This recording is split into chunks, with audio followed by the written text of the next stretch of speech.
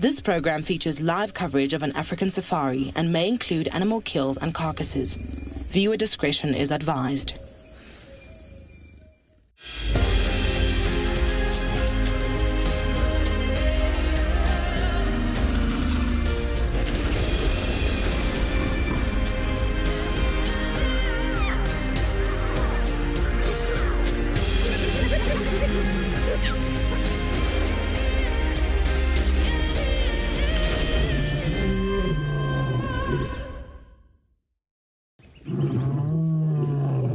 Good afternoon, everybody, and welcome to our sunset safari. It's a warm, hot afternoon, and we're starting it with the resident wildebeest on quarantine.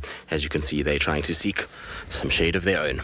My name is Tristan. On camera, I've got Hippo, and once again, we have a very, very special guest on our vehicle today. So, Di has joined us this afternoon. Hello, Di. Hi, Tristan. How are you? Good, thanks. Do you want to say hello to everybody at home? Hi, everybody. I'm so excited to be here. You're super excited. I am. That's awesome. I believe Di has been saying she's a big birder, so we're going to try to see if we can find some birds this afternoon, which is always fun. Particularly a gorgeous bush shrike, which would be a very big one for us, but, you know, we're up for a challenge, as well as any other things that come out. Di is a big fan of the wilderness. Now, remember, we would love to hear from all of you, so Di would love to answer some of your questions if you want to send them through. Wouldn't you, Di? I'd love to. Exactly. By the end of this afternoon, Di is going to be a fully fledged member of the team. So fire questions away. She's well travelled within South Africa, has been to the Kruger many times. So if you want to ask questions, remember you can do it on #WildEarth on Twitter, @FC on the YouTube chat stream, in any of the comments boxes of the various places we stream to, as well as kiddies. We'd love to hear from you, kids' questions at wildearth.tv. Awesome. Right. Wildebeest, these guys must be cooking. It's hot out here today. At least this afternoon we've got a nice breeze, so it's not too bad, but we're sitting in the sun, and I can assure you it's not that comfortable. So I would imagine most of the wildebeest are trying to find one little spot of shade that they can lie down in, and you'll find from here they're then probably going to go down to the dam for a drink, and then they'll come back up here a little bit later in the evening. So I'm pretty sure they're going to stick around. The only time we don't see these wildebeest on this clearing is when the lions are around and when they're actively trying to hunt them. So, you know, I think they're pretty safe for now. It seems like the Telematis are quite far north at the moment, and then the Nkahuma females that we saw this morning are far to the south. So you will see if maybe they come up. I would be very surprised if they make their way to this area. It's been a long time since we've had the Nkahumas up near quarantine, so we'll see what happens. They do like a wildebeest, so you never know, Di. Maybe we get a good afternoon this afternoon and they come up and we see them chasing some wildebeest around. I think what we'll do though is we'll probably leave them for now, because we'll catch up with them, I'm sure, later when we come back up this area towards the end of drive. They're always a nice one if you've had a quiet drive to come and finish on, so I think we'll leave them there. Yes, Wendy, I hear you that you're groaning. Wendy's groaning because it's hot, so she doesn't want to stay in the sun, so we'll try and get Wendy into some shade. But the plan for the afternoon, I think if we're looking for things like bush shrikes, we're going to need to spend some time around Mulawati, any of the drainage lines, and because it's so hot and we've had so many elephants around lately, I think water holes are going to be the order of the day. And then as it gets a little bit cooler, we'll probably check in on the Nkahumas, see what they're doing, or if they're still around, because they might have crossed south, and then we'll head off a little bit towards maybe try and find Mareeps and Tundi. No one followed up on them today, and obviously yesterday they had that kill, which some of it was stolen, so we'll see if maybe some is left and they're just lounging around there or at the water hole itself. So that's the kind of plan for this afternoon. Hopefully it'll be a good one. Like I say, maybe by the end of it, Di will be the one driving and I'll be just lounging in this passenger seat. We'll see how it goes. So Di, have you been in the Sabi Sands before?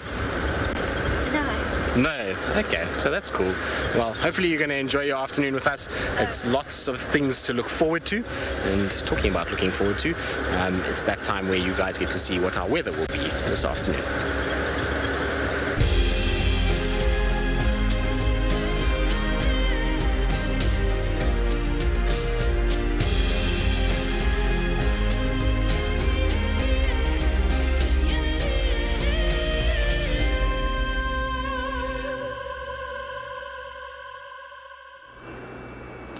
It is certainly a very, very hot day.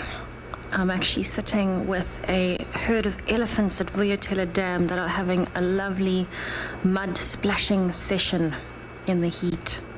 My name is Tessa. I'm going to be your guide on the dam cam this afternoon, trying my best to find you all the animals that might come and go from Tswalu Dam.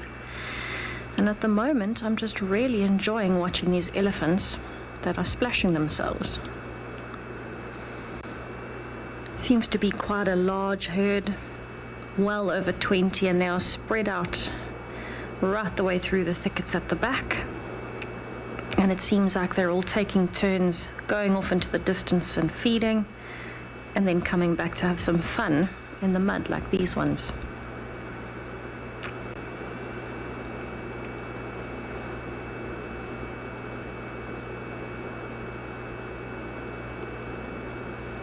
You can see how nice and shiny their backs are with all of that wet mud. And this is great for an elephant on such a hot day. It acts as a really good protective barrier against the sun. It cools the body down, and as it dries, just like that youngster's doing, they can scratch it off on a tree. So you might drive around and find some muddy looking trees, and that's because the elephants are scratching off the dry mud. It helps with a bit of the itches if they've got any pests. But at the same time, it'll also help get rid of any insects that might be stuck in the little cracks of their skin. So an elephant's skin is actually very, very thick, and they've got quite a large body, so they struggle to cool themselves down, and that's actually why you'll see wrinkles on an elephant's body. You can see it beautifully on that female walking to the left. And when she splashes herself with mud or water, it goes into those little cracks. It takes longer to dry, and so it'll keep her cool for longer too.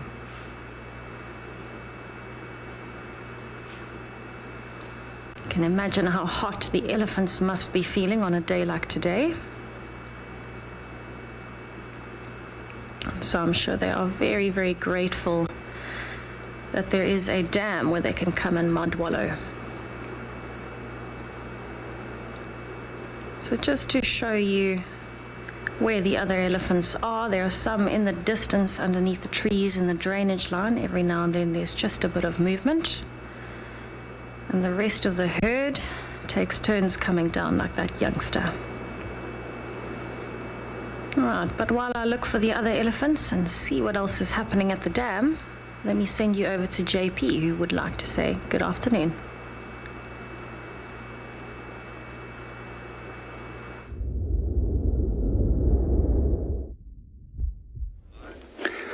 Good afternoon and welcome to WildEarth. We are live at Eco Training Pridelands and we started our bushwalk. So just coming from Tess, that was looking at elephants and discussing how wrinkly their skin is, I often thought how much moisturizer they would actually need to smoothen out that skin. So in the meanwhile, I'm sitting over here looking at dung and all kinds of other field signs and see what we can find. My name is JP LaRue. And behind the camera, we've got BK. Our plan for this afternoon is to actually take a walk to one of the dams, go and sit in the shade. The temperature is already well over 35 degrees Celsius, and the humidity is pretty high. So we're going to sit there, wait rather for animals to come and drink, and then once it's cooled down, we'll actually go in for a short walk and go and see what else we can go and find. For the moment, there's a number of different species over here whose dung is lying on the ground. I was told recently that a bushwalk is not a bushwalk if I don't discuss dung, and I neglected telling you anything about dung yesterday. And we've got two different species dung over here. This one over here, very angular, round appearance. If we break it open, a lot of grass as well as roots inside there. This is warthog, so next time when you watch a warthog, when it's on its knees, it's purely feeding in that position because its head is neck is too short, and it's busy eating on grasses and roots. Quite often they do feed on carrion as well. This is also one of those pellets that are often confused with zebra, but zebra has got more of a kidney-shaped appearance to the dung pellet, and they're generally some 5 centimeters in length, and they display a very distinct crack in the center. And then right over here, a lot of impalas. They tend to like to come and rest up in this area. A number of different animals have different spots where I notice that they like to rest up. And this is fairly open, so you can still see a potential predator or hear a potential predator. And also, if wind is strong, it provides you with the opportunity of spotting the predator if wind is actually deterring your ability to smell as well as to hear that predator. One of the other areas where we often find a lot of dung is in the leopard koppie area where we started our walk this morning, and that's specifically for buffalo because it's quite high up and there's always a breeze, and it probably helps them to get rid of the flies and they try and come and bite them and disturb them. So from here we're going to continue. Let's go and say hello to the rest of the team.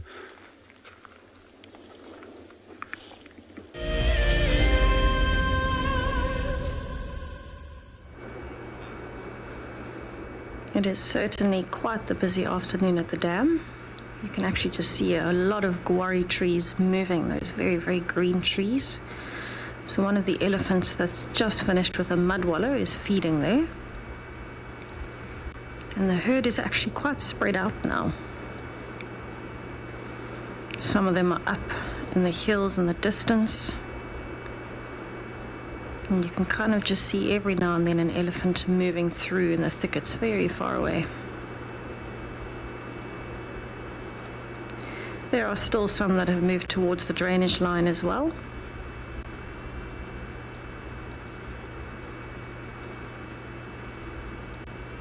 Right the way scattered through these bushes there, you can just see some of the ears moving as they get ready to move off into the shade for the afternoon. This is actually quite a young one that seems to be a little bit lagged behind the rest of the herd. The last to finish having fun in the mud wallow.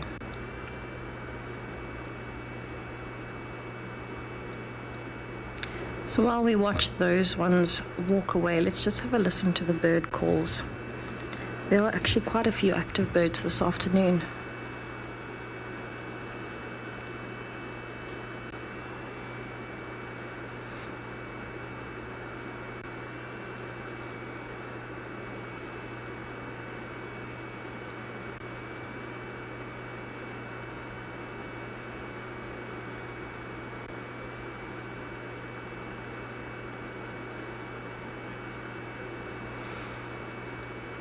So the elephants are definitely enjoying the challenge for me of trying to find them in a clear view, but I'm loving being able to watch them move through the brush and just listen to the calls in the background. There's even some insects that are active, all thanks to the very, very hot weather. So I think it's going to be a very productive day at the dam today.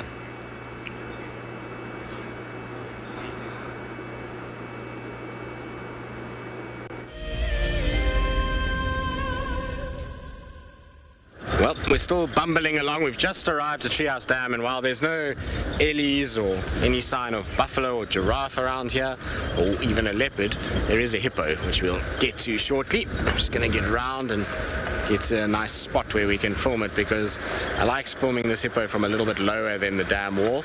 Otherwise, we're like on its top of its head, which is not a flattering angle for any animal. So I'll try and just get down and around. The light is quite harsh at the moment, so it's going to be a bit tricky, but let's see.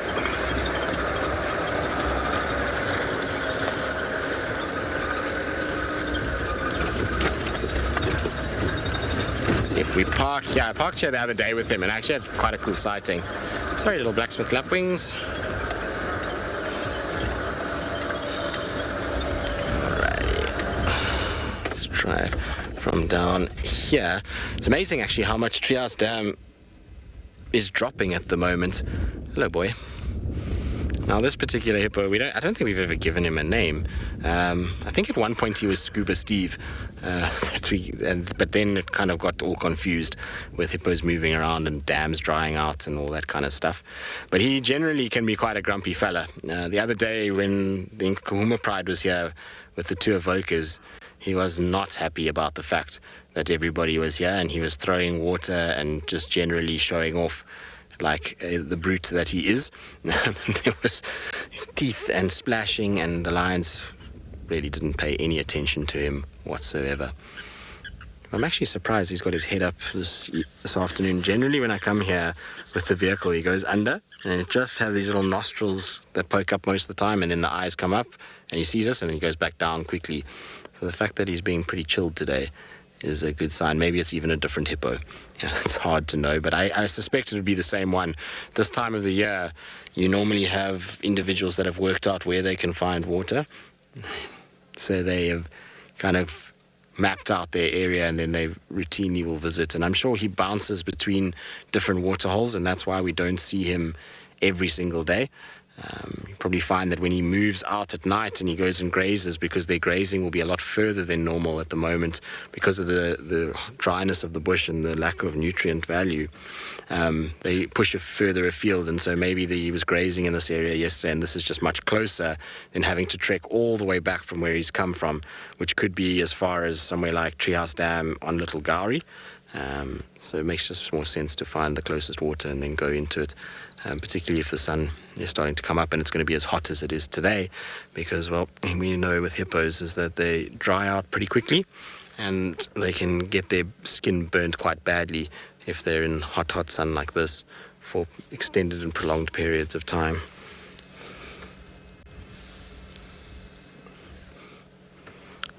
Not the worst life, eh, Diane? Oh. I think it would be, I think on days like this. Place to be today. Exactly. Swimming pool. The only thing they're missing is like a lounge chair and, a cocktail, which would be, I think, make it much, much better. I'm hoping as well, while we're sitting here, that we get some terrapins coming up. Sometimes at this particular dam, I've seen it more. It's going to maybe yawn for us. You see how that nose is coming up? Yeah. So he's kind of just mouthing the water a little bit. Sometimes when you see their heads angle slightly at 45 degrees, then you know that they're going to come up and start to yawn. But at this dam particularly, I don't know why, the terrapins often come and... There we go. Oh. Isn't that cool? So while they do yawn because they can be sleepy sometimes, the yawn can also be a way of just showing I'm the boss of this waterhole. So this big open mouth with these big teeth can be intimidating to not only us, but to things that approach this water. So it's his way of saying this is mine and don't kind of come in. In this particular case, I don't think it was that, because normally when that happens and when they're trying to display, they actually will kind of lift their heads right out of the water, and then they show it and then thrash the water a little bit. And that's a big, big display then to say, we're not happy that you're here. In this case, I think he's just tired, so he's just yawned for us. But what I was saying is that the terrapins climb on them, and then you get this kind of row of terrapins, and sometimes even on their head, which is pretty cool. But the problem is they obviously go up and down, and then the terrapin gets washed off, which is not ideal. Yes, we're talking about you. Okay, so we won't go for a swim. No, we can't go for a swim here, unfortunately.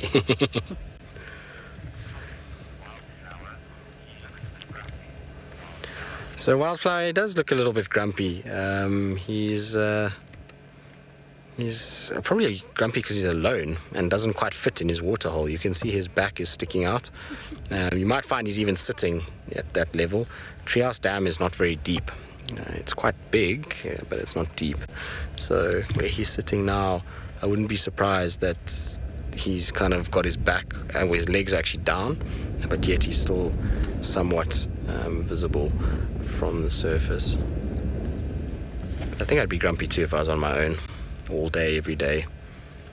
If he was a territorial bull with females that he was dominating, he would go back to them all the time for fear of other bulls arriving. So he might still be a younger individual that hasn't quite dominated a pod yet. So I suppose that can make one a little on the grumpy side.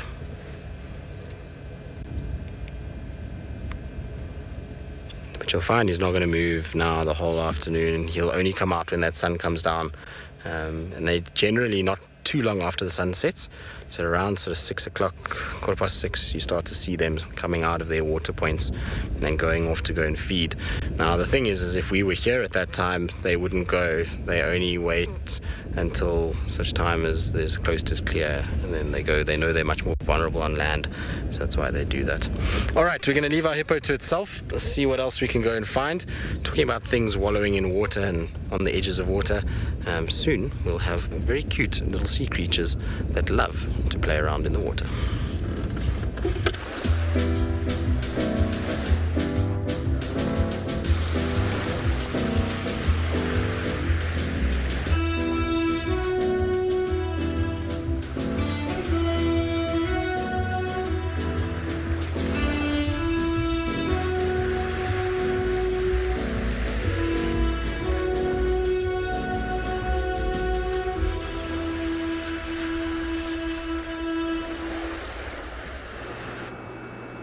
I'm so excited to watch the new penguin show. They are definitely one of my favorite birds. So speaking of birds near the water, I have got a little family of helmeted guinea fowls that seem to be feeding along the water's edge. You can see that it is quite windy. There are some ripples coming towards the guinea fowl on the water. And I'm actually quite surprised by how close these two are getting to the water's edge. The one is trying to have a drink every now and then, but seems to be getting a bit too nervous.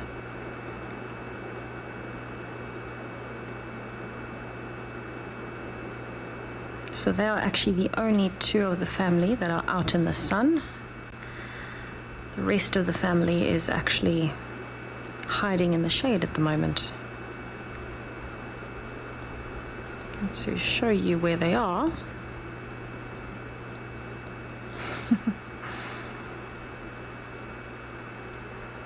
Hiding in the shade on a termite mound.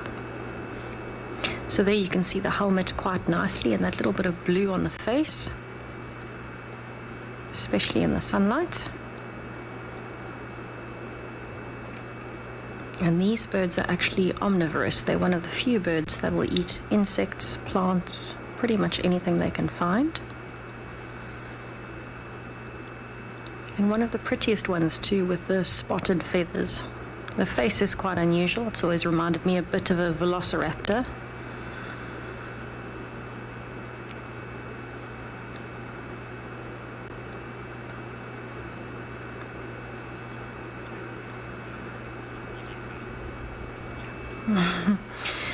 Jackie, I think they're called guinea fowls because they were originally from Guinea, and they're a fowl, so not as closely related to something like a lilac-breasted roller, and much more related to other ground birds.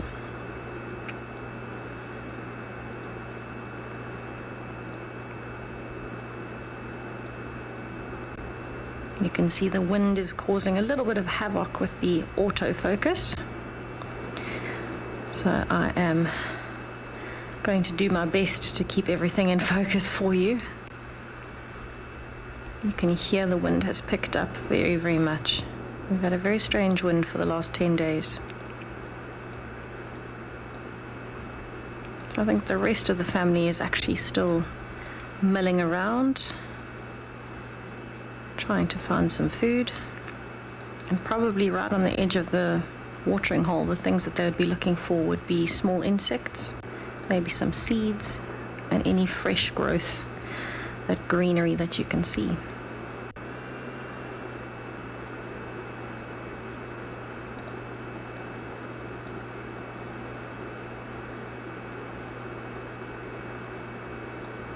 It's actually also an Egyptian goose that's been sitting here. A little bit unusual because it's on its own. So I'm not sure where the partner is today. Oh wait, I think it's just hiding. Never mind. Alright, I'm going to stay here and see what other birds I can find. I think it is going to be an amazing afternoon for birding in particular.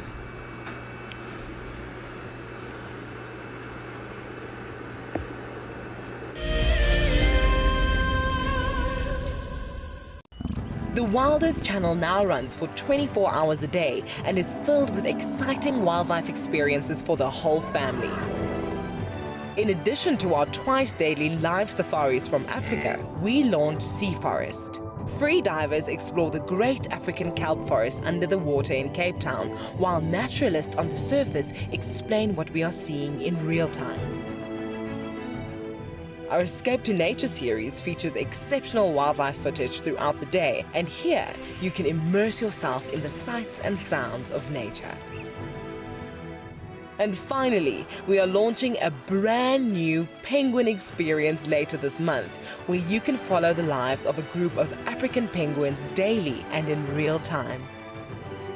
If you want to join in on these experiences, then head over to wildearth.tv/channel to see where you can watch. Escape to nature with WildEarth.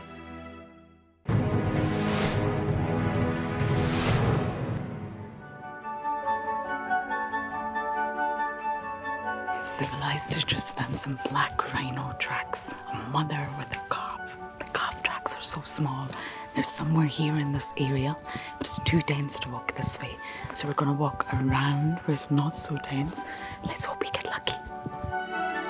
And sometimes you often drag their feet forward and deposit the scent mark, which is what they use to patrol their territory. We managed to get a glimpse of the black rhino, but for safety reasons, of course, we held back and we walked a different way, but it was such a fantastic experience. We didn't just focus on the big things, because it's not all about the big things. We focused on army ants and lots of dung. Civilized did an incredible job, but it's up to the judges now.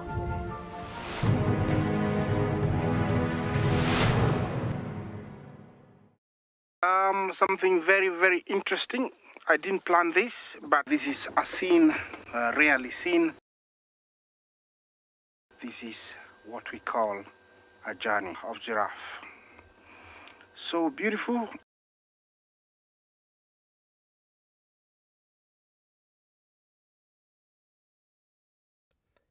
Tune into WildEarth every single day. It's in your nature.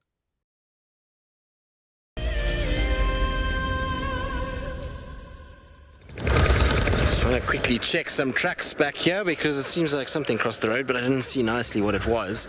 When you're on Gari Main, you always got to check carefully what's happening. We left Treehouse Dam. There was nothing really else to look at bar a blacksmith lapwing, but the lapwing, I'm afraid, also flew off when we got there, so we didn't hang about. Those are not tracks that we're looking for. That's a very young hyena track, probably one of our babies from the last round of cubs. Remember, this was where the hyena den was at one point. So Dai, you're asking about hyena dens. This is the last place we knew of that they had the den, but they haven't been using it for a while. Okay, I'm going to just go down towards Twin Dams, which is where we left the lions. We'll just see if they're there or if there's anything else lurking. In the meantime, I'll send you back across to Tess. It's an elephant. Oh. So I am watching a little slender mongoose that has come down to have a quick drink. It looks as though it is hiding in the thickets at the moment, but I'm hoping that it comes back out. It was probably one of the bigger ones I've seen. And these are actually quite different to the dwarf mongooses that we saw earlier on this morning, because they actually live on their own. They won't be in a colony like the dwarf mongoose is.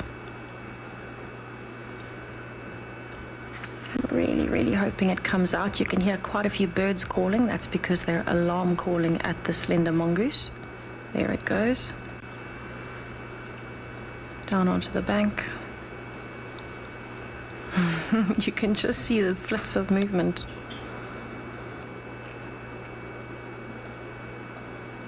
Right, so I'm going to zoom out so I can hopefully see it when it comes out on the other side.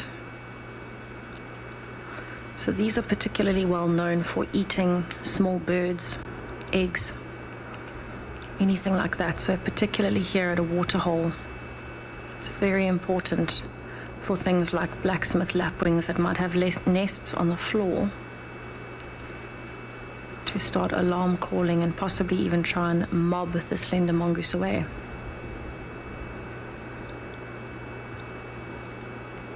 It's disappeared into that long grass. I haven't seen it come back out, but then again, I've got a bit of a limited field here, so it might have turned around.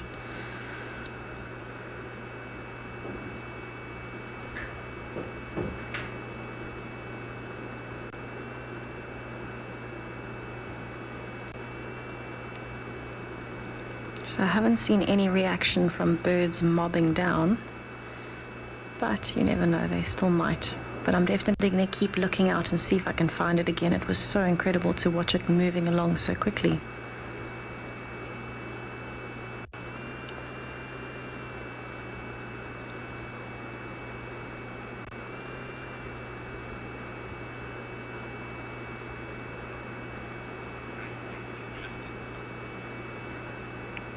Alright, so I think I'm going to just keep scanning. Hopefully I find it, but let me send you over to Tristan.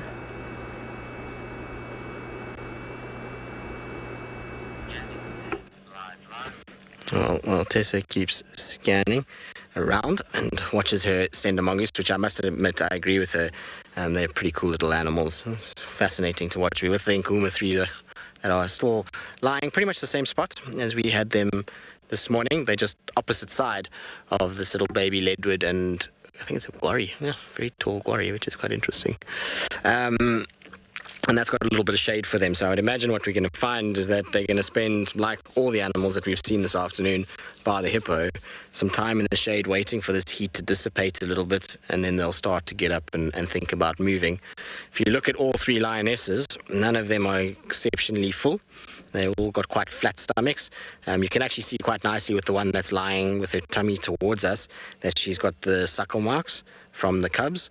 Remember that these are the three lionesses that have the 7 cubs between them at the moment, the little cubs in the Nguma Pride. So you can see quite clearly where she's been suckled on for the last few months. It's starting to grow hair back now. You probably find that she's not producing a lot of milk anymore, and so slowly but surely the hair will grow back over the teats and it'll cover back up again. But initially, when they're suckling so much, those little cubs have such rough little tongues that they actually strip all the fur around the teats, and you can actually see it pretty clearly. That's why we often say when we talk about suckle marks, that's what we're referring to. But like I was saying, they'll sit here, and I wouldn't be surprised that late in the afternoon we see these guys actually quite active around this waterhole.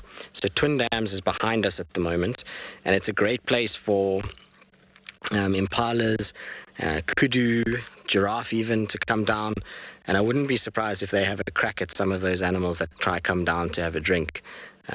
It's not easy hunting at Twin Dams because of how open it is around the periphery of the dam, but if anything comes along and it drops down towards the Mulawati, then they've got a much better chance of being able to kill.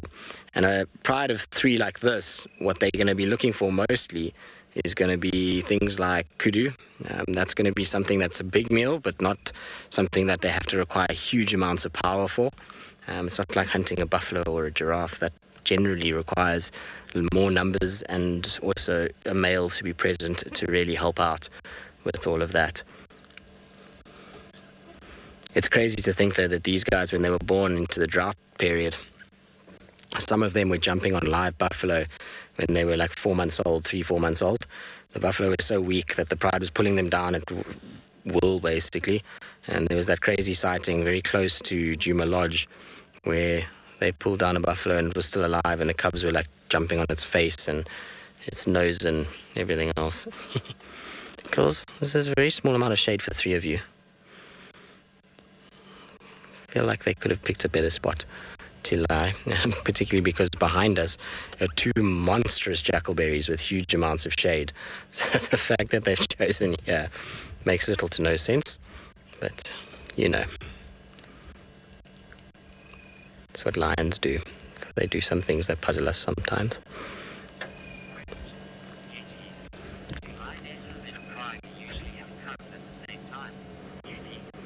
Yeti, no, not really. So it's a weird thing. What you can find with lionesses and prides is it's very, very dependent on the male lions.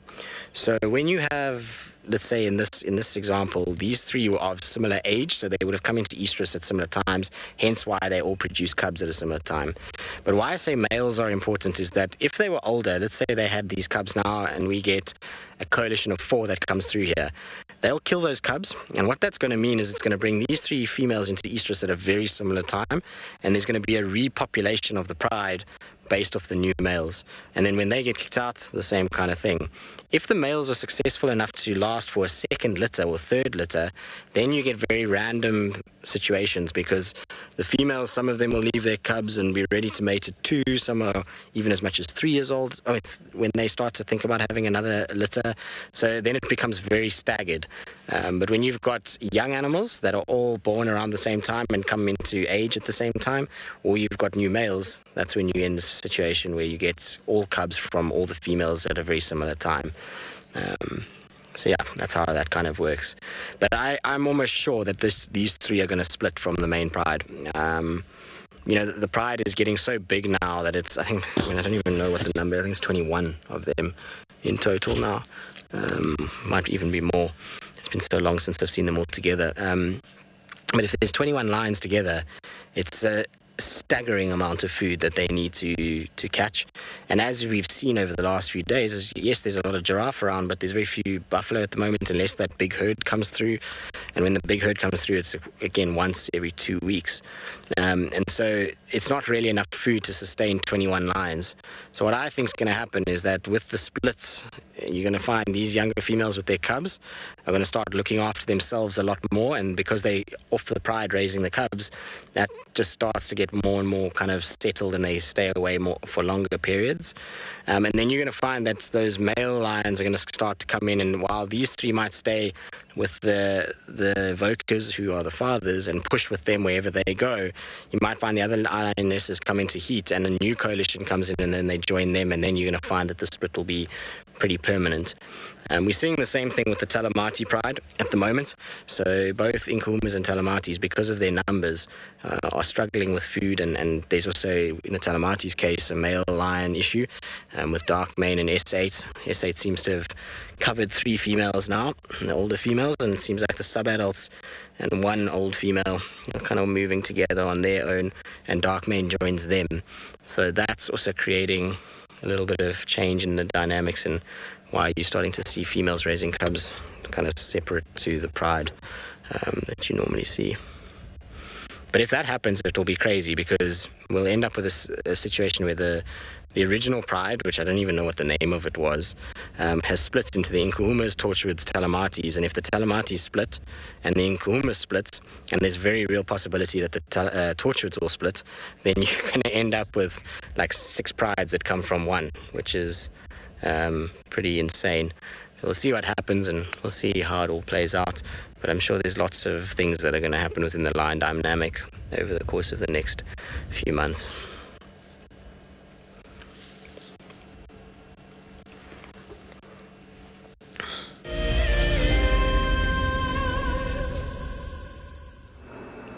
So I am just having a look at the dam. You can hear that those 2 blacksmith lapwings are very upset, and that's because the slender mongoose has just gone past. It's now hiding in the thicket next to them, just down here on the bank. So you can see where the lapwings are, and they seem to be trying to chase the slender mongoose off to the right-hand side. There it goes. So it's probably down there looking for eggs or chicks, anything that it can eat.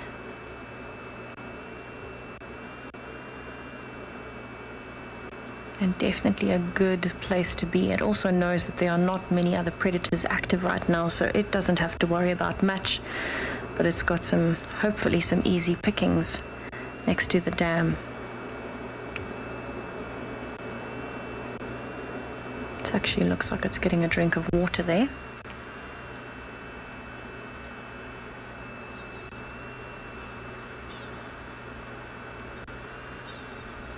You can hear quite a few birds alarm calling there as it disappears into the long grass. Very interesting to see how quickly the blacksmith lapwings reacted, running towards it. And just like that, it's gone into the thickets again. So this is definitely one of the best reasons to actually sit at a dam in the afternoon, just to see what comes and goes, because there can be some amazing things as the day goes on. But you can see now the blacksmith lapwings are nice and relaxed again. they have gone back to slightly further apart and looking for food. Very interesting to see that reaction though. Any predator. Slender mongooses are actually ridiculously good predators, so I'm very happy I got to see one.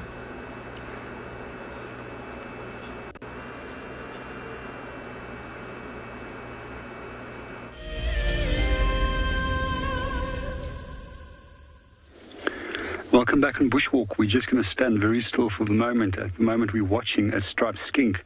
And the striped skink is actually watching a yellow-bellied sand snake, or western yellow-bellied sand snake, which is directly underneath it, somewhere in that brush. So yellow-bellied sand snake quite often predates on a number of different lizard species, but also incredibly fast snakes. And at the moment, the lizard is just keeping an eye on him. It's always best to actually know where the potential threat is, because then there's less of an opportunity that the predator can use the element of surprise against you. Just let's sit and watch and see what happens.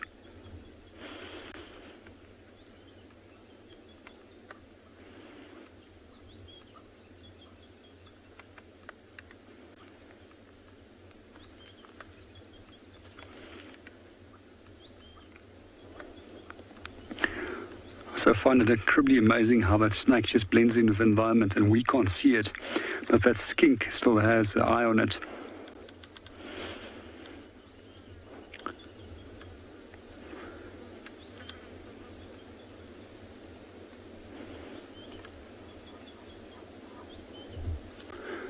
Over the last few weeks now that the temperatures have started increasing, we've actually seen more and more snake activity, and quite often we are finding actually more and more tracks, as well as noticing snakes on walks. However, most of the time that we do manage to get to the snake, they actually move off, as they're quite good with picking up the vibrations that our feet gives off, and rather than to be confronted by another potential threat, they also will prefer to just escape. Only snake that very seldom actually does move off from a footpath when you do walk on it is puff adders. And a few times I have almost stepped on them. And I can remember on a very cold morning one day, I did manage to step on one. Luckily, it was so lethargic because it was being so cold that it didn't move. And I could safely move away. We just had a glimpse of our snake again. We're just going to see where he's moving. It seems that there's actually two of them. I just lost visual of a larger one. It's most likely that the larger one is a female, as females are generally larger than males when it comes to snakes.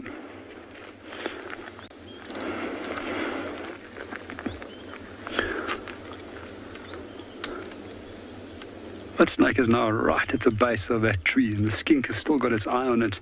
We're just going to sit and see what's going to happen there. It's very, very cautious and not keeping eye contact with him, because if he does lose eye contact, he's most likely going to become a meal. It's also just that little bit of opportunity of by keeping an eye on him, gives him that little edge in terms of being able to get away in time.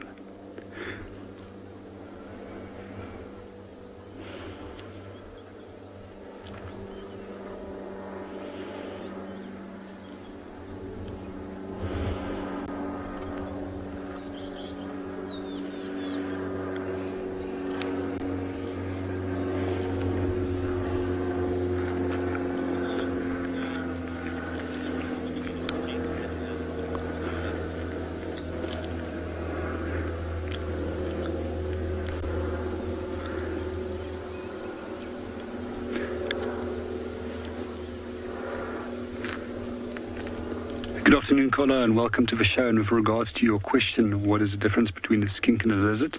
Skinks is just a type of lizard species that we get. Also, in general, we can look at the lizards and skinks. Skinks are actually, there's a number of different groups of lizards within and inside the group, but we also find that we can divide them in old world lizards and new world lizards. Some of the old world lizards actually has relationships that are closer to more ancient groups of reptiles, and some of those more ancient reptile lizard species is species such as agamas, chameleons, as well as monitor lizards.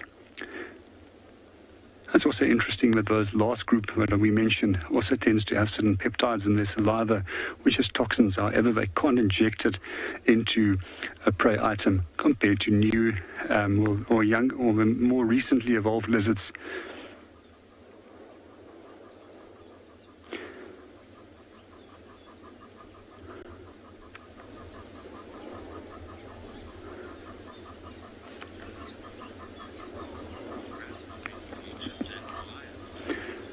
Well, we're going to watch our snake and lizard standoff for a little bit longer. Let's go and see what Tristan and his lions are up to.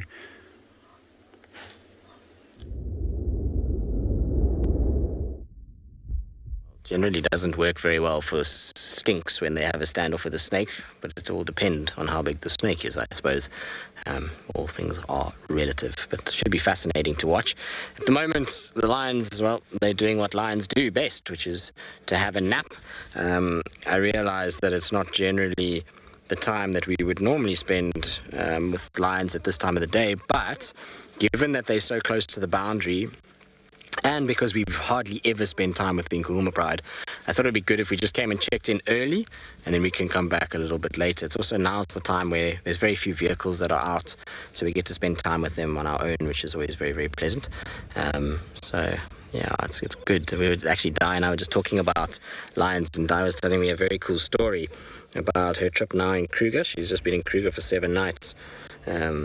With lions chasing a kudu, isn't that right? That's right. Yeah, very exciting. So I was saying that the lionesses chased this kudu chased a kudu towards the cars, and the kudu ended up jumping over a vehicle, which is pretty crazy. Amazing. Did it go over the roof or over the bonnet? Over the top of the roof. Yeah. Over the top of the roof? Yeah. That's amazing. Can you imagine a kudu going over the top of the roof of a car? I mean, And a combi as well, not a little car. Not a little car. No. Yeah, so Amazing. for those of you that won't know what a combi is, that's a very South African thing. Sorry. No, it's okay, don't worry. A minivan, yeah, exactly. So this kudu jumped over a minivan, but I think if I had 3 lionesses on my tail, I'd also jump over a minivan. Exactly. So yeah, that's a very cool story. Lucky. It's not often that you get that kind of stuff in Kruger. You know, Kruger's very different to here. You've got to stay on the roads, and so while you see cool things there, it's a lot harder to get behavioral aspects, because they could have just as easily chased that kudu into the block, you know, rather towards the road. So that's very special to see. I don't think we're going to see that right now from these 3, because they are busy having a good nap at the moment. It's so hot. Yeah, shame. It's warm out here. I mean, we can attest to the fact that it's pretty warm, isn't it? It's hot. But luckily, you know, you get used to the heat after a while once you're out here. All right, so it sounds like there's some interesting things happening with the snake and the skink, so let's quickly send you across to JP. Asking for a link. Live. We just found another species of snake that's moving through here, which we noticed in a tree.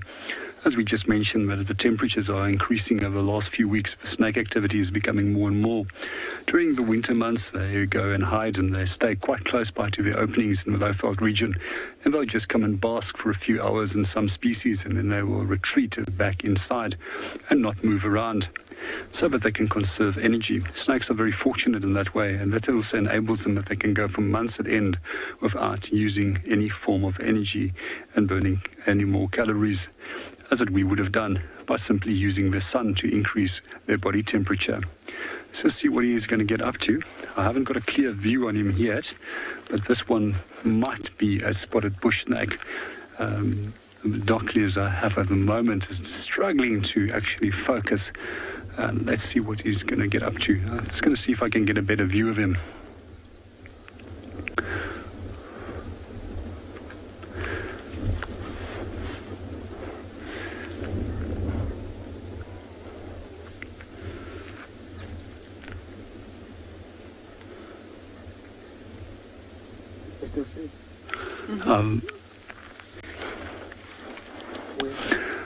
I've now lost him. Oh yeah, he's on the top branch now. We just managed to find him again. Yeah, he's just going up in the tree now. He's going on this top branch. Here we can see him. Here he's going, yeah.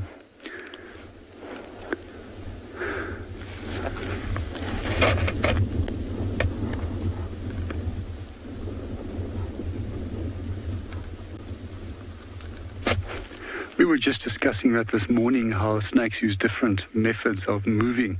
And we discussed mainly the methods how they move when they're on ground. And this is typically what we refer to as a concertina movement, which it's using now, by anchoring itself with one part of its body and pushing with another part. That's a very effective way of actually moving through the tree. Most likely looking for little geckos, which it will hunt. Most likely geckos that are after small little geckos, which is known as dwarf geckos. I've just unfortunately lost him now. He's now gone to the top part of this tree.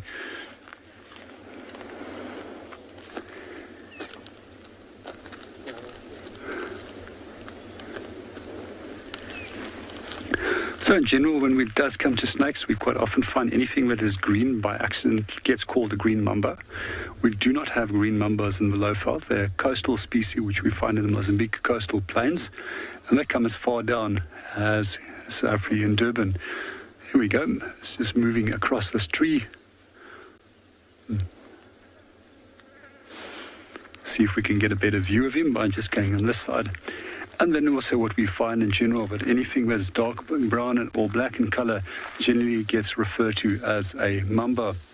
So the mamba species that we do have in this area is known as a black mamba. But however, it's incredibly large snakes. They're also incredibly nervous and will most of the time just move away from you. If you ever want to know how to identify mambas, they actually have a coffin-shaped head or a square-shaped head.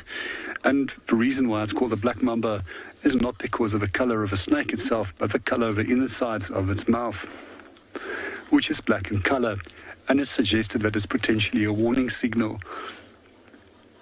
Also, per millimeter of venom, mambas tend to be one of the most venomous snakes in Africa, although a species like boomslang actually is more toxic per millimeter of venom. But with the case of black mamba, they inject large amounts of venom. This little guy over here, not really to be concerned, mildly venomous, and probably it's just going to give you a headache. We're going to move on and go and see what else we can go and find.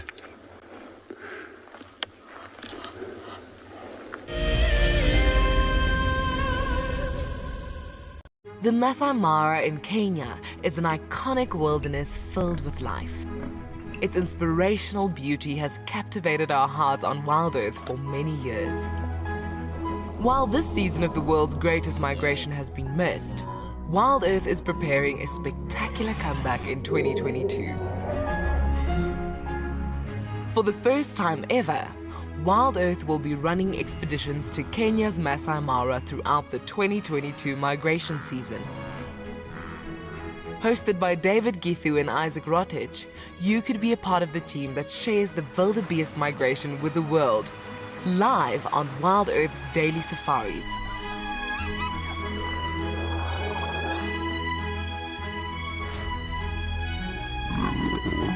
If you're interested, then head over to our website to find out more.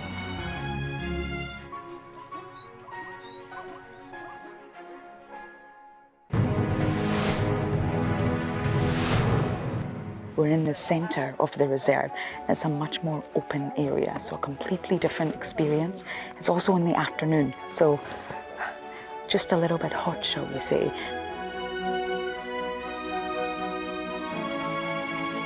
We're following some lion tracks, and then we found the scat of a lion cub. So we didn't see the lions, but we decided to leave the area. It was getting a bit too dense and a bit too thick. So we've come all the way down to the water hole to have a little break, and then we're going to keep walking and see what else we can find. And TJ himself actually reminded us at the start of the walk that when you're on the vehicle, it's all about observing. But when you're on a walk, it's all about immersing yourself in nature, being part of the ecosystem. And that's exactly what happened today.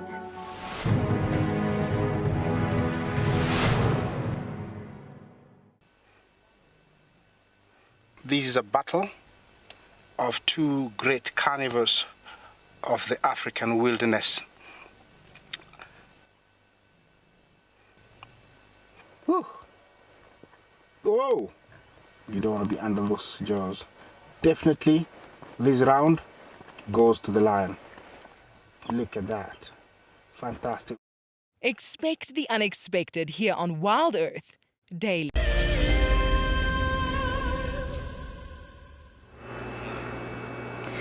So things are definitely getting a little bit busier at Tswalu Dam. I think because the wind has picked up, the animals are feeling that they can come out into the sun a little bit more.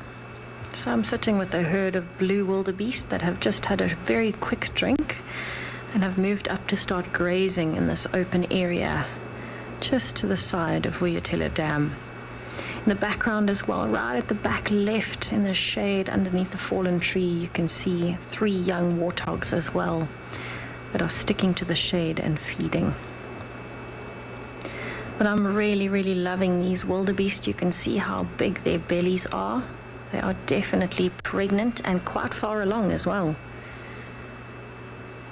It's going to be a very exciting 2 months ahead as all of the wildebeest and impalas start giving birth.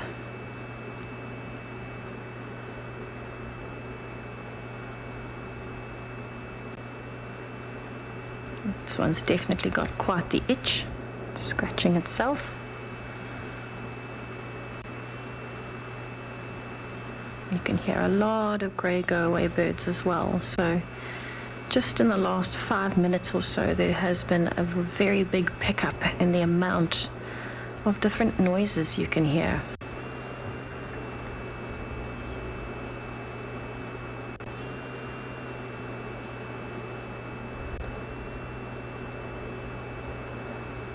You can definitely hear the animals moving around in the grass. It is so dry, it's very, very easy to hear them moving.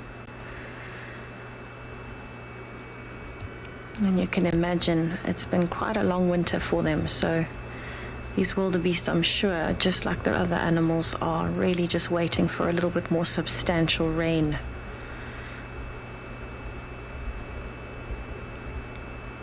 You can really hear that wind though, as it's picking up.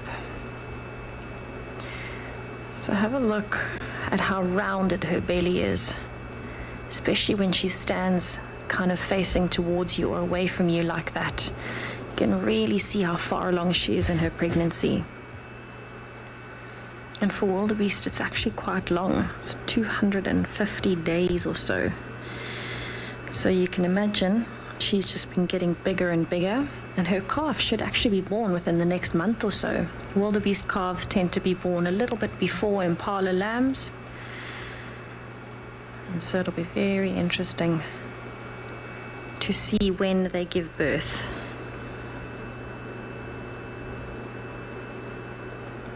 Just over 8 months is their gestation.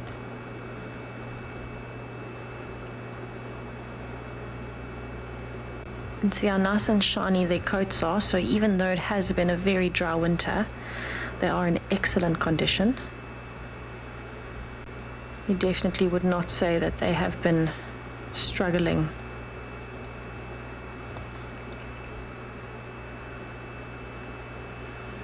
You can see some look like they're further along than others. That female on the right definitely looks further along, so very possible that she might have been one of the first females in this whole implausibility to actually go into estrus and fall pregnant, and maybe the others followed on from there.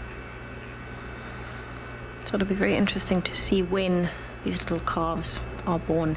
But while I watch them with their feeding for the afternoon, I'm going to send you over to Trish, who wants to say good afternoon.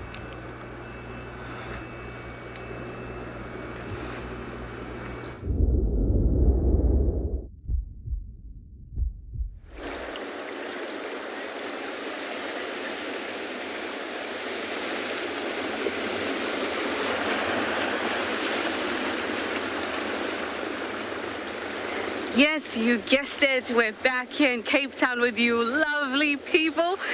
Lovely crashing of the waves, and I'm sure that you can hear, and it really soothes you or energizes you. It's me, Trishala. I've got Jason and camera with me, and we're very happy to be in this specific spot. So we're here in St. James today, and the tide is coming in, so that means that in our opportunity, our little window to do some intertidal stuff is going to close quite rapidly. But this special.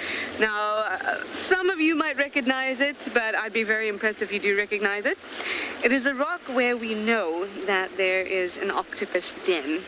It's where we saw the octopus retreat into the last time we were here at these tidal pools, and that we saw it emerge from. So we're going to spend pretty much as long as we can in this particular spot. What's also quite nice is I'm seeing cormorants come around, I'm seeing kelp gulls come around. I know that there have been some humpback whales a little bit further towards Glencairn side, but here at St. James we're hoping something special will come past. I'll also like to mention that recently there have been 7 orcas around. Could we be lucky? I certainly hope so. But anyway, to start off with some of the things that I love the most, we have the anemones. I've left Pokey at home, everyone. So Pokey will not be joining us today. But at least you have my pointing with my hands. And also Jason's so familiar with this rock pool now because I just come here and sit and watch and hope that the octopus comes out.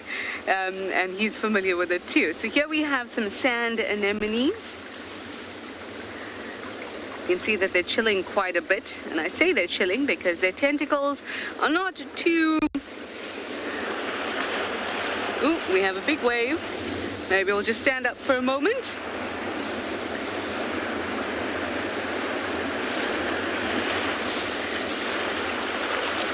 Sometimes we time this really badly and we get hit with a wave, which happened to me, by the way, not too long ago. A wave took me and then threw me into a rock pool. Well, not a rock pool, well, a very big one, put it that way.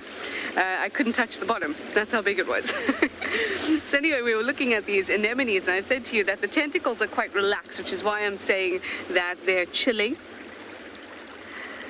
And if we look at the one on the far right there, you can see the majority of the tentacles actually pulled in quite significantly. So these are sand anemones. You can tell because they've kind of got these flattened little discs along the trunk. The trunk is the outside, in fact, what you may refer to as the body. It's got these flattened sticky discs, which allows it to collect little shells and sand onto. And they come in a really wide variety of colors, and they're quite easy to identify because of the stickiness around that trunk. And you'll find them together, kind of clumped together quite often. How sweet. I'm just going to be quiet for a moment and you listen to this. There's 2 things to listen out for. Obviously the sound of the ocean and the waves, but there's this soft trickle that's happening as the water recedes actually behind Jason.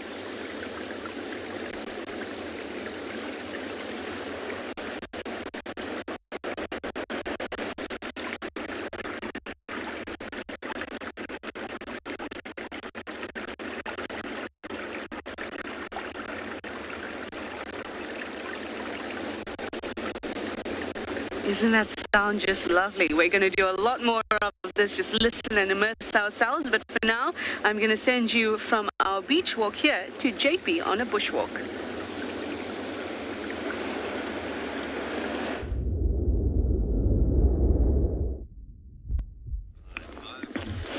Welcome back on Bushwalk. We've just found an incredibly large accumulation of bird droppings underneath a tree. This is most likely an area that's been used as a roost for quite a long time. It's difficult to say what it is. My suspicions are actually that it's a dove that might be roosting up here. And then there's also some extra little evidence that might suggest that it might be a guinea fowl, as we can see the little blackened feathers with the white spots. But my gut feeling still goes that it's the dove that's been roosting here for quite a long time.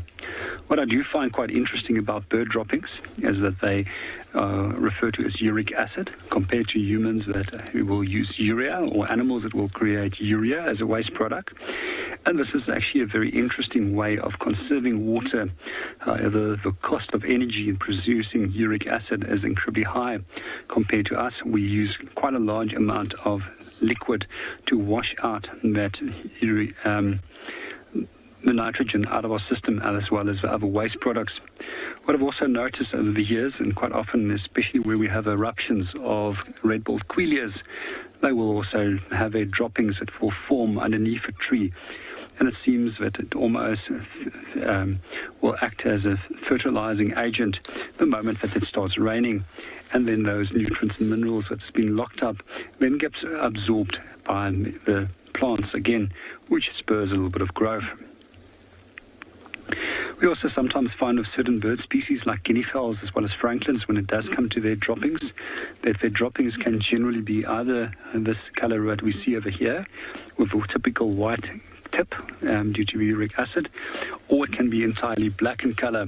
Generally, when it's entirely black, It's because they've mostly been feeding on ticks as well as insects such as ants, and therefore that also produces a much more sticky black paste compared to the typical two-coloured black and white droppings when they would have been feeding on grains and seeds. Oh, we're going to move on and go and see what else we can go and find.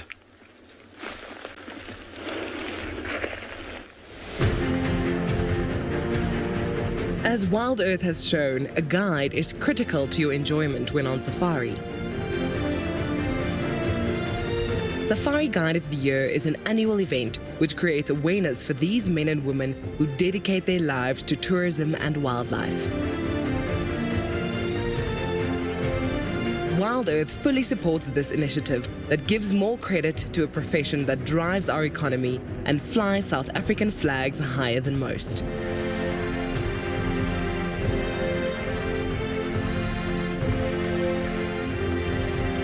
In the lead up to our live award ceremony, where the Safari Guide of the Year 2021 will be crowned, we are inviting all our viewers to join us for a special fireside chat.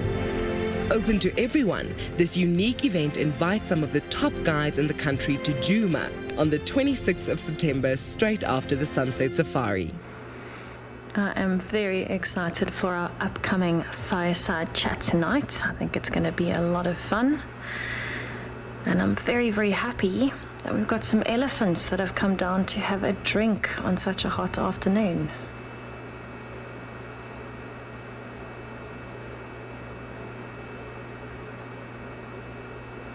So I could actually hear the elephants before I saw them. And that tends to be quite a common thing with elephants. They can get a little bit territorial around water. And so you'll often hear massive commotion before they end up coming down to the waterhole in quite a hurry.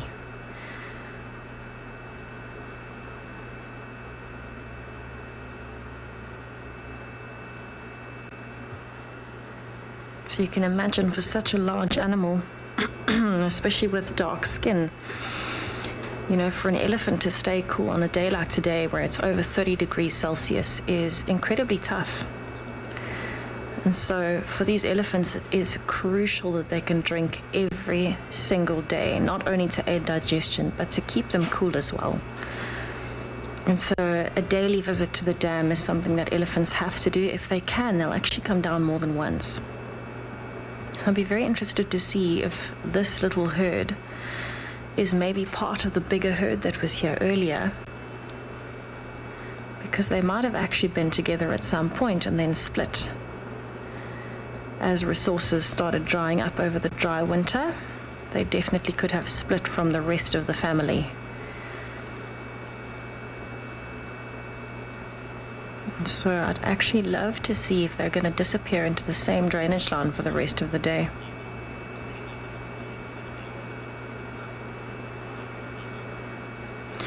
Yolanima, no, you can't tell the sex of an elephant from its tusks, unfortunately. The tusk is actually just a modified tooth, so it's something that every elephant has.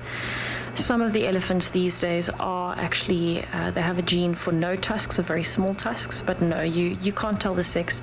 In general, a male would usually have thicker and longer tusks, much bigger.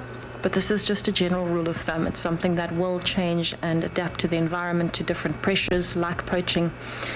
And so the easiest way to tell is actually if you have a look at their foreheads.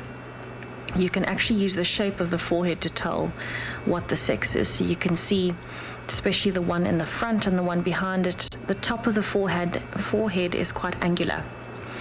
So it almost looks like a bit of a step with a slope, and that's for females. The females don't need as much muscle on the front of the head because they aren't as heavy, they don't generally have as big tusks, and their trunks aren't as big. And so they don't need the muscle mass. They also don't fight as much as the males do, and so they don't need added protection to the front of the skull.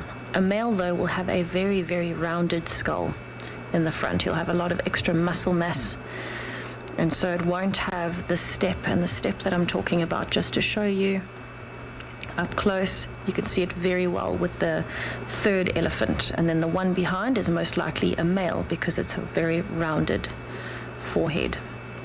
The only other way to tell would be to have a look at the external genitalia. This can be quite difficult in elephants because males have internal testes and they have a penile sheath. So the easiest way to look at it is between the front legs. If you can see mammary glands, it's probably a female. And if you look in between the back legs, the females tend to have like a little flap that hangs down. That can be confused in an older female that's had quite a few calves with the penile sheath, but the penile sheath is usually quite a bit longer. And you should be able to differentiate between a penile sheath. So that's pretty much the easiest way to tell. Unfortunately, tusks are just a general indication. A very interesting question though, but I'm very happy to see them mud wallowing. I'm definitely going to watch them for a while longer.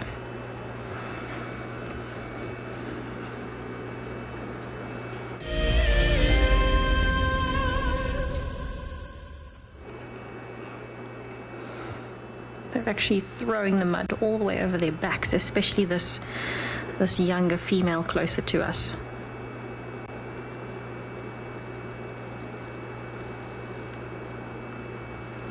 So have a look at how much mud actually hits and how much just ends up being flung off the side.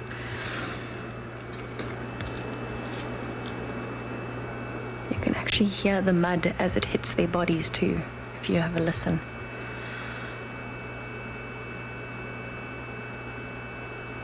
There's a lot of noise happening there.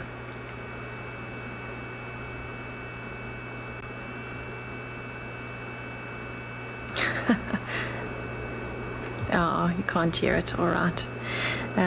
So it kind of just sounds a bit like water every now and then. If there's a big clump, it sounds a bit like somebody's knocked on a door, something like that. But essentially, these elephants just want to make sure that they are as protected as possible for the rest of the day. It is still going to continue to get hotter until after 4:30, most likely. But I love how shiny and muddy they look at the moment. You can also see some dwarf mongooses running across the sand in the background. Absolutely beautiful. So that teenage elephant is still down on the floor, rubbing itself in the mud, which is something the adults can't really afford to do. They're a bit too heavy to be able to do that. There's a slender mongoose going back in the background now. Just in the sandy patch there off to the top left.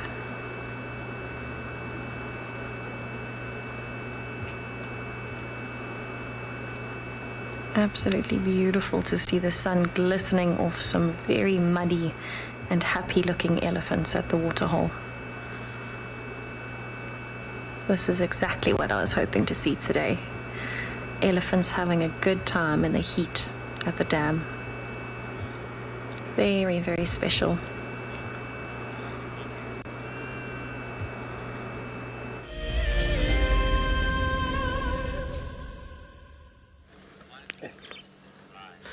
Well, we unfortunately can't get a great view of these mud-wallowing ellies.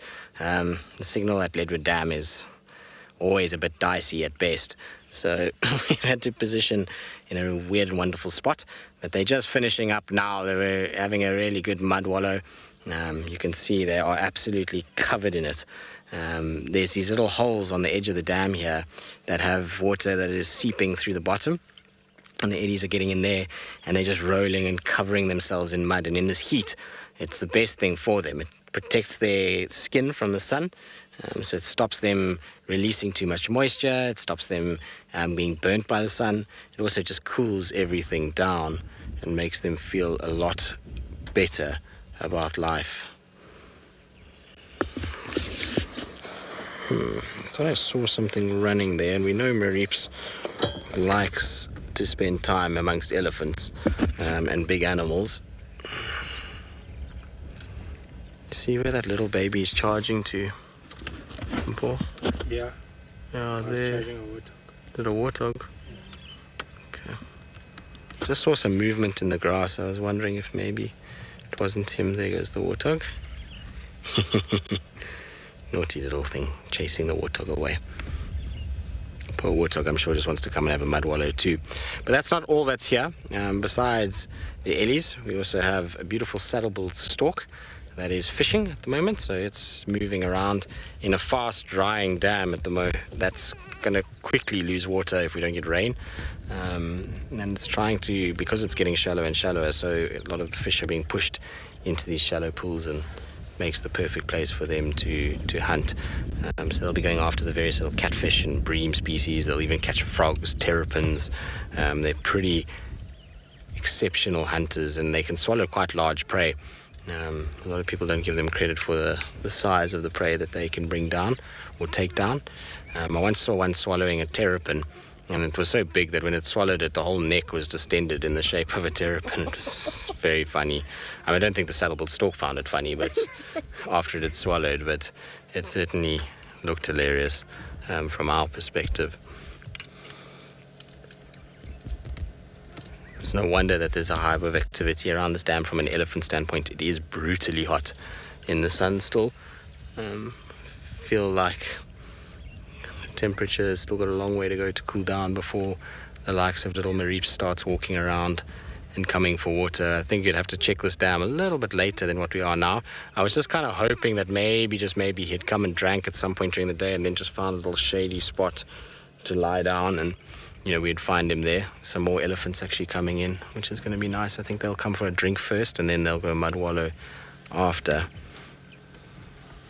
Beautiful, isn't it, Di? Oh, absolutely. There's something special about being with a herd of elephants. I always enjoy spending time with them. They have an ability to transport you to a place where you don't really think about the rest of the world. You kind of just get lost in the moment with them and what they're doing. It's quite interesting tusks, this female. The left tusk growing almost into the trunk. It's incredible that we go from no elephants when we had that cool period recently. We didn't have an elephant in sight, and then in the last few days it's just gone absolutely crazy with them. They can't not see an elephant on drive. A little baby following mom. Cute.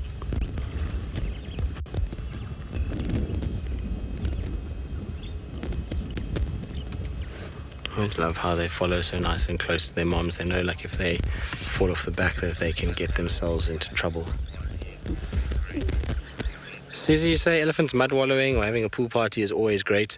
It really is. I thoroughly enjoy watching them go about their business. It's, in this kind of weather, something that they have to do. It's not so much that they just want to do it, it's more that they have to. And what you find is they use the main dam as a place just to sip some water. It's not the freshest water and it's not the cleanest, and therefore not everything that they want, but it's at least water in a hot day. They'll also use it to cool behind the ears quite drastically. Yes, leave the little warthog alone. It's fine. You might have heard the trumpet from one of the young ellies at the little warthog.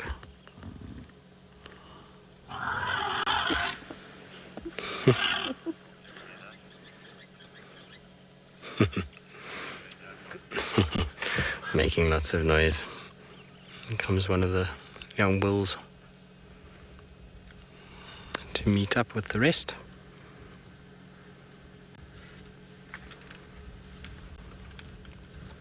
Quite surprised at how slowly they've come in. They must have come from water fairly recently.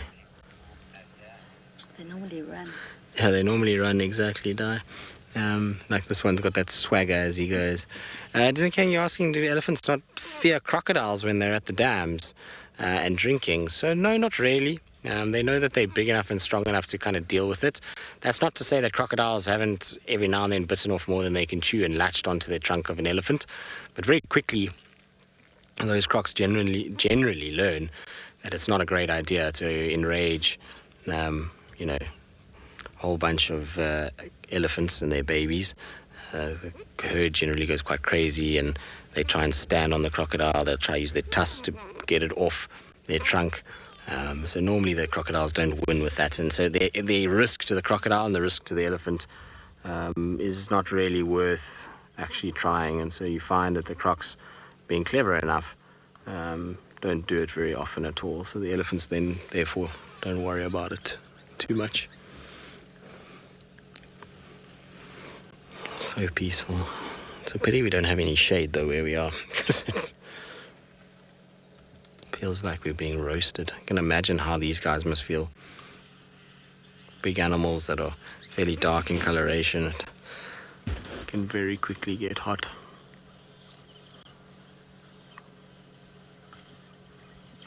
You'll see their ears will be working quite regularly just to try and control their temperature as much as possible. All right, well, we'll sit here for a little bit longer, just see if anything else moves. Maybe we'll get lucky with some ellies, with mareeps coming down.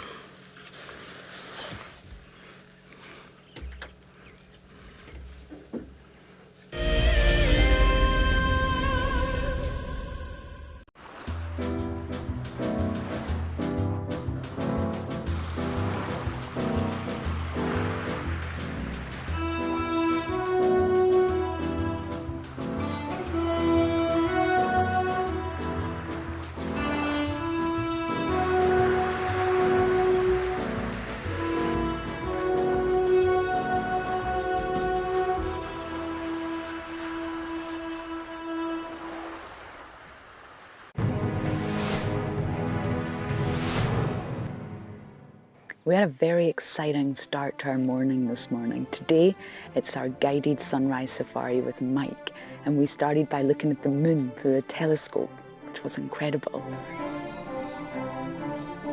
It's been a very different drive from all the other ones, very interactive. Your pig-eared land is something the Hippos have in common. Hi.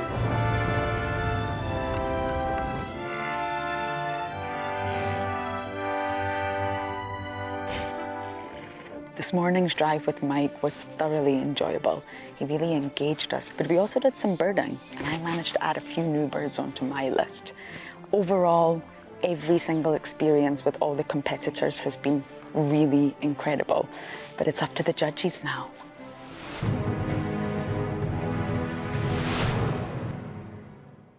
Looks like it's a very difficult climb because every time it tries to climb, the ground is breaking, so it slides down.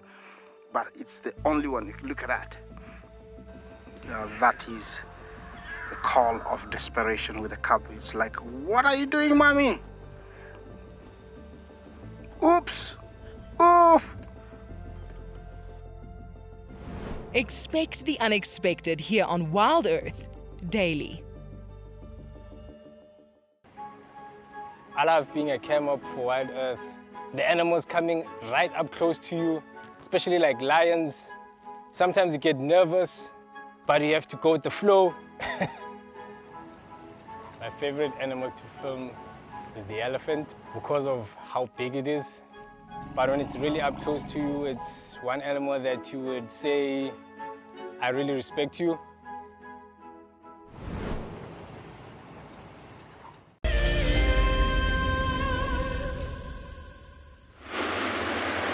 We have some really nice views of these kelp gulls. There's two of them that are just floating along the surface here.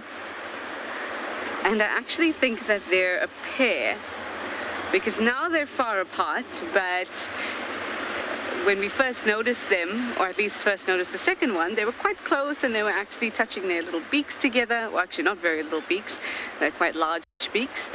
And these kelp gulls, though they're very large, up to a kg, especially for males, the females are smaller, and when they were next to each other we saw quite a marked difference in size. So that's quite sweet because they are monogamous in a slightly looser term than you would use for, say, an albatross or a penguin. But they will spend several breeding seasons together. So it's quite sweet to see two of them together kind of nuzzling like that. Now they're just a little bit further apart. Second one should come into view just now. There we go. One in the extreme left and one in the extreme right of your screen there. So their breeding season is pretty much from about now. Yeah, from September late September to the beginning of next year. So they'll definitely be getting cozier, and we'll be seeing them together, which is really sweet. And they build their nests in sort of little scrapes, often alongside areas here near the sea, little banks.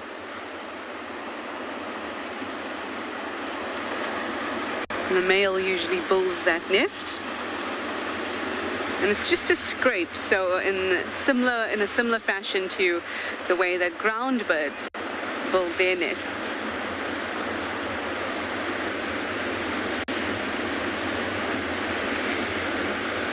The tide is really coming in now, so I was hoping we could spend some more time where the octopus spot was, but that's okay. I'm sure lots of other treats will come along.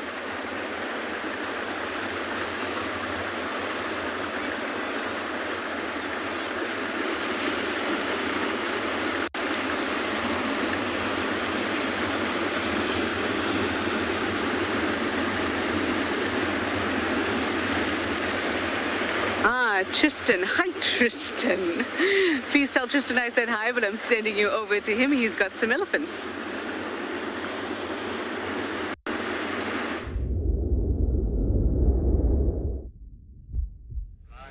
Oh, nice to hear from Trish. Tell Trish I say hello back. I'm missing her on this side of the world. I always have a good time when Trish is here. She's a bundle of laughs. So I'm glad that she's enjoying her time in Cape Town, but like I said, it'll be nice to see her back up this side of the world. Anyway, we've managed to find ourselves some shade, which is very wonderful, and it's much closer to the mud wallow. So you can see another herd of elephants has arrived, and they're starting to now go into the mud, and hopefully they'll start to actually have a good time and roll around and do all their things. Little baby Ellie on the left is, I think, just had too much for today. It's too hot, and everything is just too difficult. So we're going to just try and have a lie down, but it's so hot in the sun. We would need Mom to just provide some shade.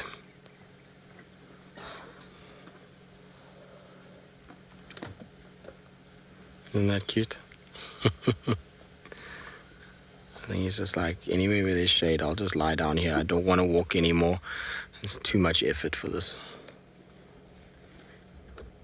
I must admit, baby elephants can be such characters when they want to be. We always give Marips credit for being a character, but the little baby Ellies, they show a character all the time as well.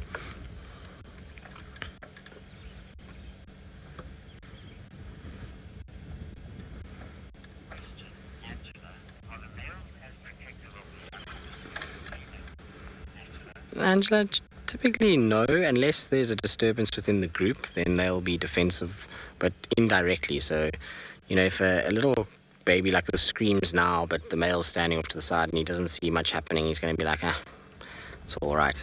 But if he saw a pride of lions, then he would definitely start to respond, or wild dogs, and then he'd be fairly defensive. But it's more of his own account than actually defending the baby. So, and quite frankly, it's not really needed. The moms are big enough and strong enough to dispatch most threats to baby Ellies, or provided that their condition is good. If they themselves are struggling with condition, then it's a different story. This one's decided to play with the stick. Oh, you just broke your stick. I don't know. I need to go and take lessons from the Hippo with Tessa and how to play with a stick without breaking it. This herd is just so gentle and slow and methodical. It's not normally like this around water and mud in heat. They normally come running in and try and quickly get themselves cool. I suspect, though, that they've come from somewhere where they've already done this not so long ago, so that desperation is not really there. And you might find also that the other Ellies that have been here already have mushed this up so much that there's not really a lot of mud left. You can see they're trying to kind of push their heads in there and try and find some semblance of mud, but they're not really coating themselves like the last lot that was here. Our old cow, this one closest to us. See, she lacks tusks, but you can see her hips are sticking out, her temples are sunken. Maybe an old girl. Shame. Imagine the stories.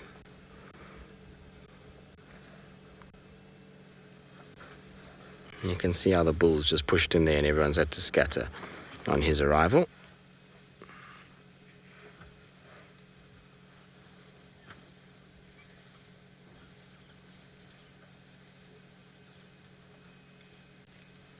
Amazes me how much they've dug. You know, these little wallows never used to be here.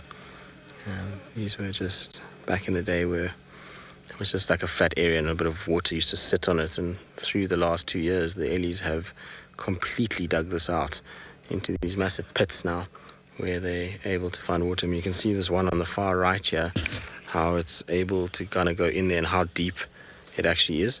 When they put their trunks down to where the well is, it's like halfway up their trunk towards their eyes. So they've dug deep, deep, deep, deep holes in this area. This one's also just suffering in the heat. Everybody seems like they're on a go slow. They're just like, I don't want to do anymore.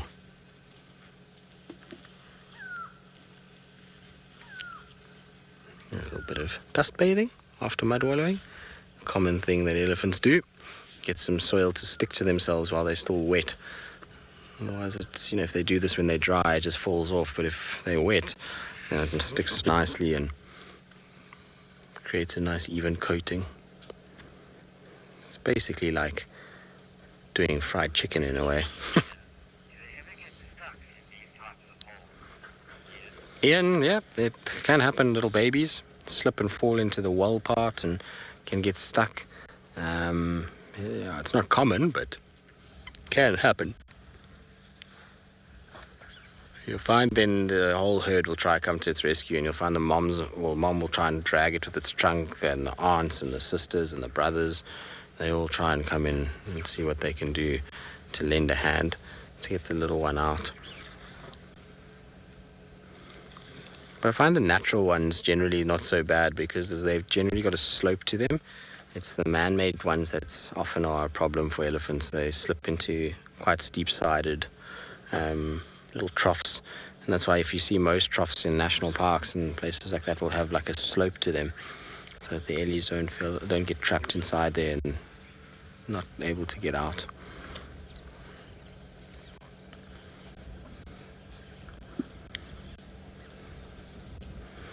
So epic.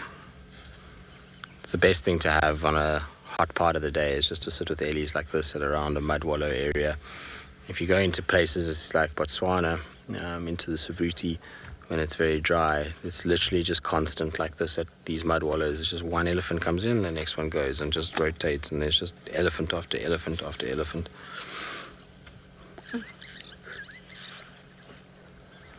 That little baby's also having such a good time. It's almost invisible in the hole. I can just see its head popping up every now and then.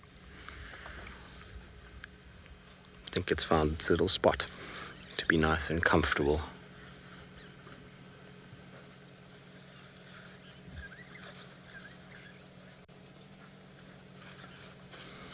Isn't that cute?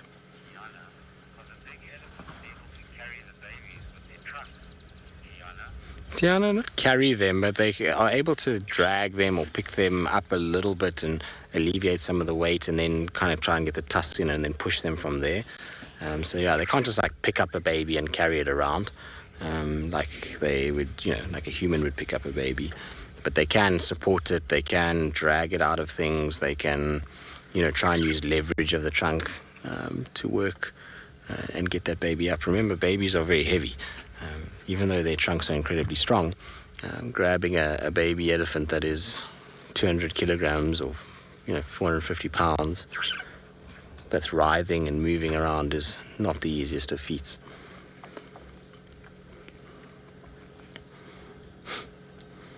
These guys are having such a great time.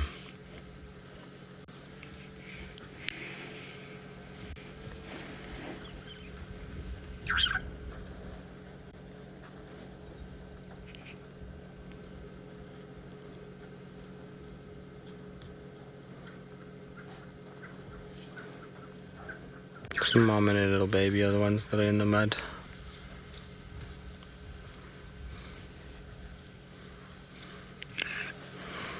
bull is going to come right past us. Hello, boy. Still a little fella, this. He's got a lot of growing up to still do.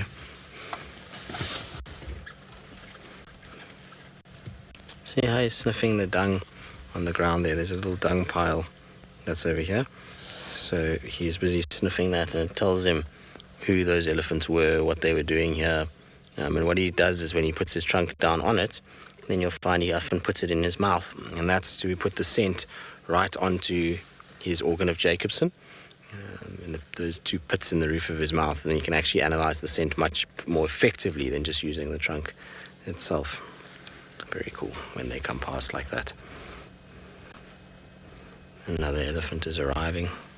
I think it's just going to be a constant stream here for the next 45 minutes. It's still very, very warm.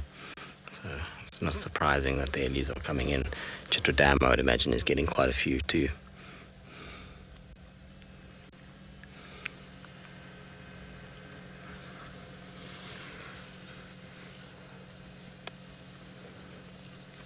I also hear a few oxpeckers. So oxpeckers are not something that's going to sit on elephants, but they can be indicative of a herd of impalas or kudu or something that's coming down. I just want to see where they land. Just flying past us. They're not dropping. When you start to see them dropping, then you know that something is close by. All right, well, we're going to continue just to sit and enjoy this very peaceful group of Ellies, and then we'll try and see if we can scratch out Marifs. Hopefully we'll have a bit of luck.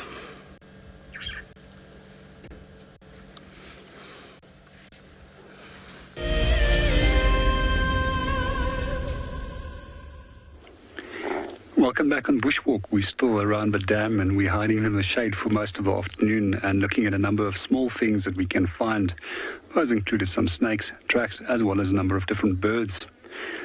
The temperature at the moment is up to just over 35 degrees Celsius, which makes walking quite tough. So we're still waiting for it to cool down a little bit before we're going to start strolling away from the dam and then come back. And meanwhile, there's a pair of Egyptian geese that we've got in the frame. So a few things that I find quite interesting is that there was a pair that was breeding over here a short while ago, and they've left with their chicks. I was also quite hopeful that the new pair that actually moved in here was also going to start breeding. However, with them being close by together suggests that they're unlikely breeding at the moment. As if they were breeding, the female would have been sitting on the nest, only coming down for very short periods every day, just to come and feed a little bit. Also tend to find that she's almost will sit for up to a month on that nest before those eggs will hatch. Just a few things that I find particularly interesting, especially if you're first-time viewers that haven't joined us yet. They're actually not true geese, they're actually ducks. And one of the things that we find that separates ducks from geese is the amount of neck vertebra as well as the DNA, which is some of the differences which we can separate them on, with geese having far more neck vertebra compared to ducks. However, when they were named originally, they were one of the largest birds that was found in the area, and because of their sheer size, they were accidentally referred to as geese. Some of the things I also find interesting in Afrikaans, they're called the Egyptian geese. We also find that in Dutch, they are referred to as Nijlganse, which means Nile goose. A very similar name in German as well. And these birds used to occur in Egypt. However, they extinct in that region. We do often still find pictures of them in hieroglyphics. They also were embalmed and entombed in large numbers inside the tombs for the pharaohs to hunt in the afterlife, quite often with a small food particle that was put into their mouth as sustenance into the afterlife.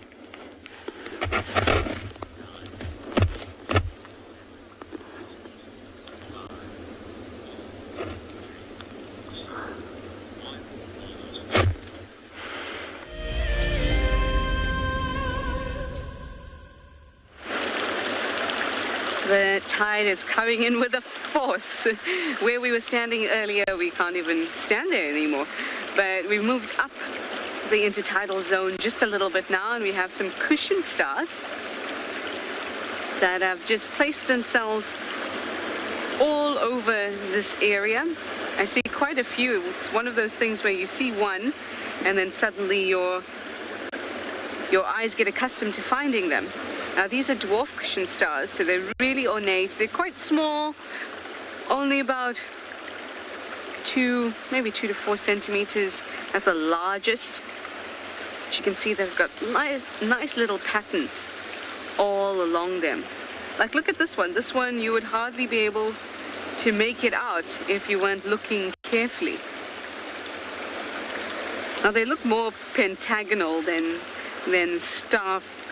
sea starry, but in fact they are echinoderms, just like sea stars. They're just taken on a different type of shape. And what they do, at least mostly, is eat algal film. So you know, there's I'm sure you would know, as you walk along rocks in areas just like this, it's happened to me plenty behind the scenes when you're not live with me and you slip. That's a result of algal films. Thin algal films, sometimes you may be able to spot them, sometimes, or most of the time not. And these guys are great at keeping that under control. They scrape and eat that as they move along. But that's not all they eat. They scrape other things off, like spores, as they move along the rocks as well. See, when Jason zooms out, you can see just how tiny they are.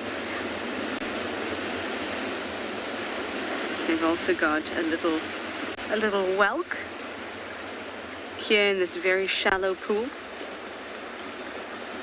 doing a similar thing, moving along, using that radula to scrape off spores and that algal film. These guys will pretty much eat anything they can get their radula on. The radula is their mouth part. Ooh, big wave. Will we be fine?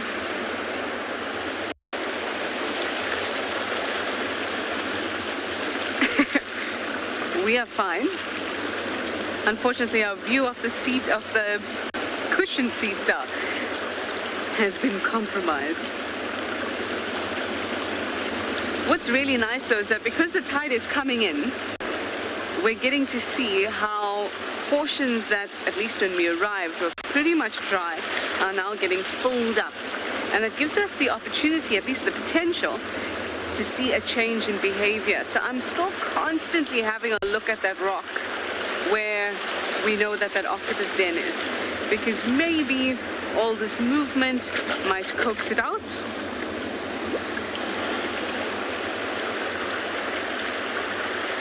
It's more likely that it'll prefer when things are a little bit more stable.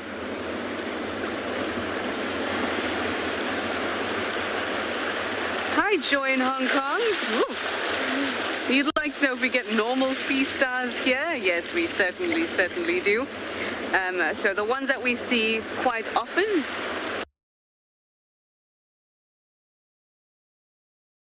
on space, they can kind of go from like vibrant things, but certainly not as vibrant as the other common one we get here, the red sea star. We'll also get a reticulated sea star. We get basket stars, brittle stars, sand stars. At least these are the ones I can think of off the top of my head and the ones I've seen around here. So certainly we do get the normal type of sea stars. Anyway, let me send you over to Tess. Tess is on Dam Cam. I wish her all the best on Dam Cam.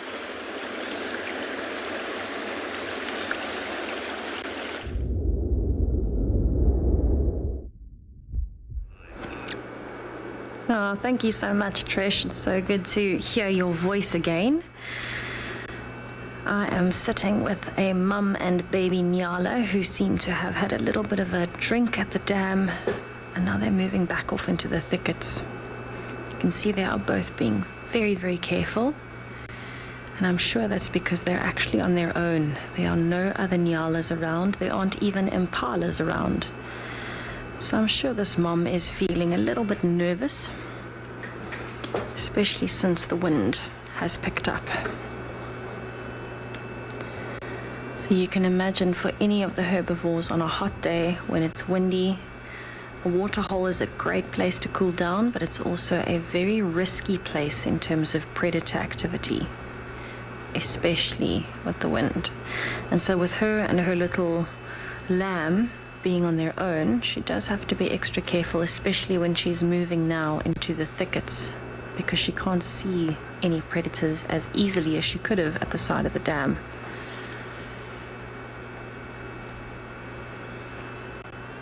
So they're actually heading off in the same direction that the elephants were headed just now. And so I think they're probably going towards the drainage line to try and cool off a little bit and get some more food in.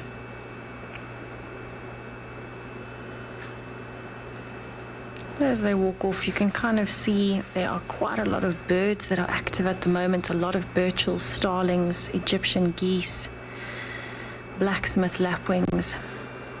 There's even a magpie shrike in the very tall tree. Let me see if I can... I hope I can get that. Let's have a look. Oh, and a burchell starling's just landed as well. Is it a oh no, it's not a magpie shrike. It's a burchell starling. With the light, it looked like it had white on the wing. It's still beautiful. You can see how much that tree is moving in the wind. And so you can imagine the animals are starting to get incredibly nervous around the waterhole.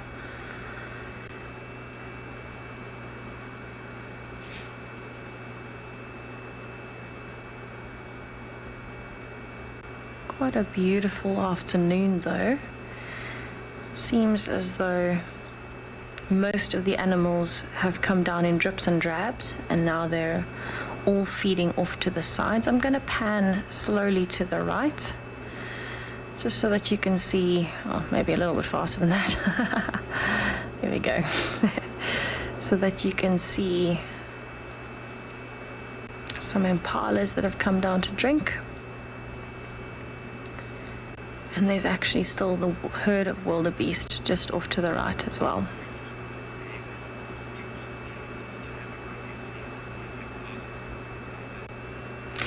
David, wildebeest aren't quite the same as impalas in terms of rutting.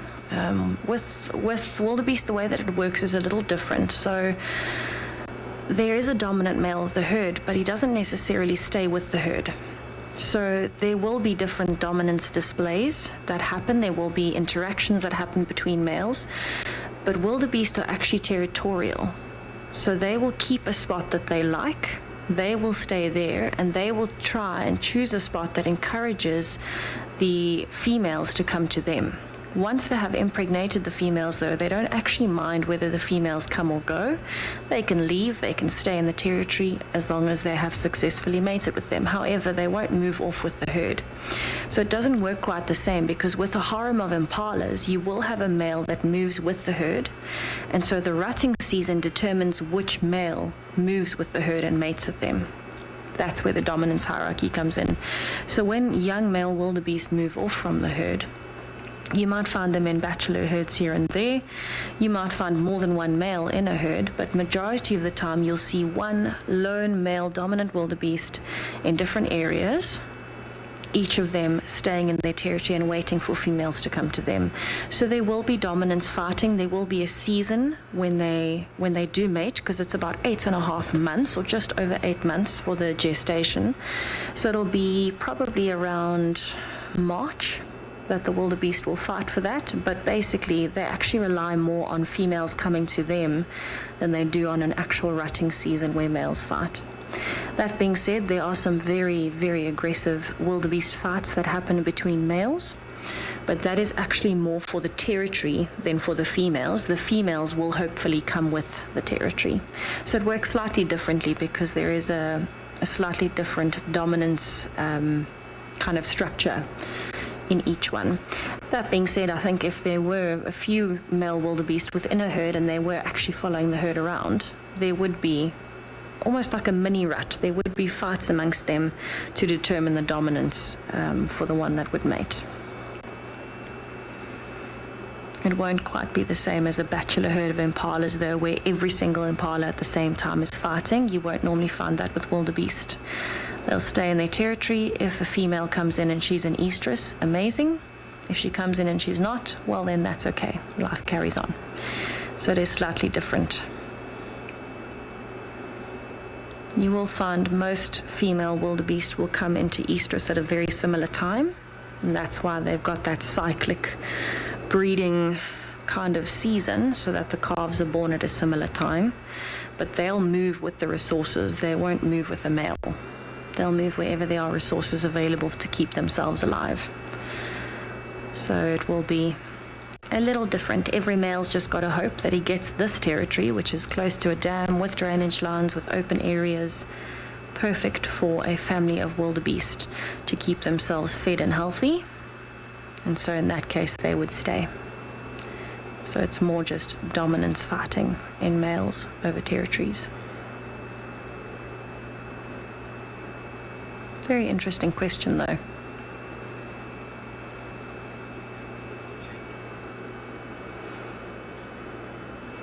Alright, and while these impalas and wildebeest are carrying on feeding and walking around, I'm actually going to send you over to JP, who's on bushwalk.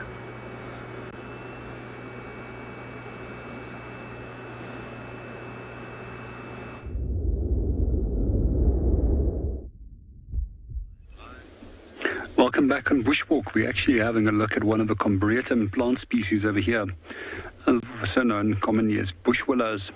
And this one that we have over here is known as a russet bush willow. The other two common bush willows that we do have in this area is also red bush willow, which has got a slightly larger and less dark green coloration to the leaf. Also, the bark differs very different in texture to that of the russet bush willow. I mean, we can also see this little seed pods right over here. If we do look at the russet bush willow, it's got a darker red-brown coloration to the seed pod compared to that of the red bush willow. One of the things that I do find quite interesting about the flowers, as with most plant species, they've got male and female reproductive parts in one plant. There's actually very few plant species where we do find that it's actually on separate trees. And one of those trees is the marula, which we have in this area, which is a tree which we quite often discuss out there on walks. Just a few interesting things about bush willows, which I find particularly interesting, is that they can detect when they are being browsed, just as a number of other plant species will do. And in this case, they will also give off chemicals that will warn the other plants in the direct area that they are being browsed, and that's plants of the same species. And in response to that, they will actually also push up their tannin levels to prevent that herbivores will consume that plant even further. It forces them off, and they have to go and feed somewhere else. And it prevents that they utilize the entire food source within one small area. So nature is very smart about that. It's always have got little strategies to prevent overutilization of resources. So sustainability in nature is always a key element. Just something else which I also find very interesting about these seed pods is that you can actually take both them and the leaves, and you can make a tea out of it. Some people say that you shouldn't leave the seeds in, as these can be toxic. They also say that you shouldn't boil the seeds or the leaves for too long, otherwise it will leave a bitter taste. Well, we're going to move off and go and see what else we can go and find. Let's go and see what Trisha's up to.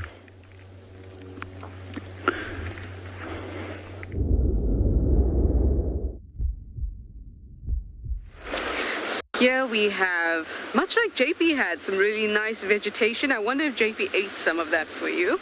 Well, he spoke about having the tannins in those leaves to prevent herbivores from eating too much of it. Well, here we have some algae, not really a plant, but a different type of organism. And it's sea lettuce, it's alva species. And unfortunately, they don't have too many defenses against certain herbivores, certainly not herbivores such as Jason, who loves eating sea lettuce. And you've never seen Jason, so I'm going to let Jason go over and tell us what it's like. He's just going to hand the camera over to me, and I'm going to show you who Jason is. That's Jason. And and now, of course, all our sea lettuce has been covered by the tide, but he's going in. There he goes. What do you think? Should I attempt to zoom, everyone? There we go. Not bad. Yes, we see your sea lettuce. Wow, that was That was not... What did you do, Jason? What did you do? He said if you didn't hear those mumblings, some sand ended up in there. It was shells. Very unfortunate for Jason. But the ones that he's picking, if we have a look down there, are quite young. And so they'll be quite close to the rock. Let's try this again. And obviously that means that there'll be more debris. Better? Good. Well, that's Jason, everyone. And that was me taking the camera from him for a moment. But I'm going to hand it back to him now. And we're going to see what else we can find. Hopefully some healthier looking sea lettuce, but Jason said that this one was good despite the shells.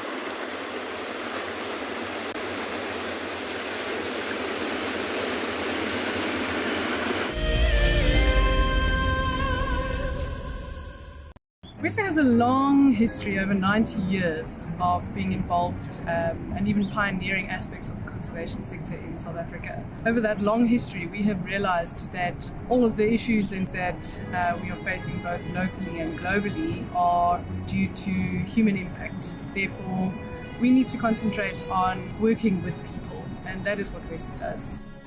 What makes me passionate about the work that we do at WESA, and in particular the work that I engage in, is actually connecting with people. Currently the work that I'm working on is working with youth in a skills development program, and just to meet the youth and to hear their stories and to bring them opportunities that we hope will have some impact on their lives really, really fuels me to get up every morning. A huge shout out to the women that I work with, as well as to all the women that are contributing hugely within the environmental sector, both in South Africa and in the world.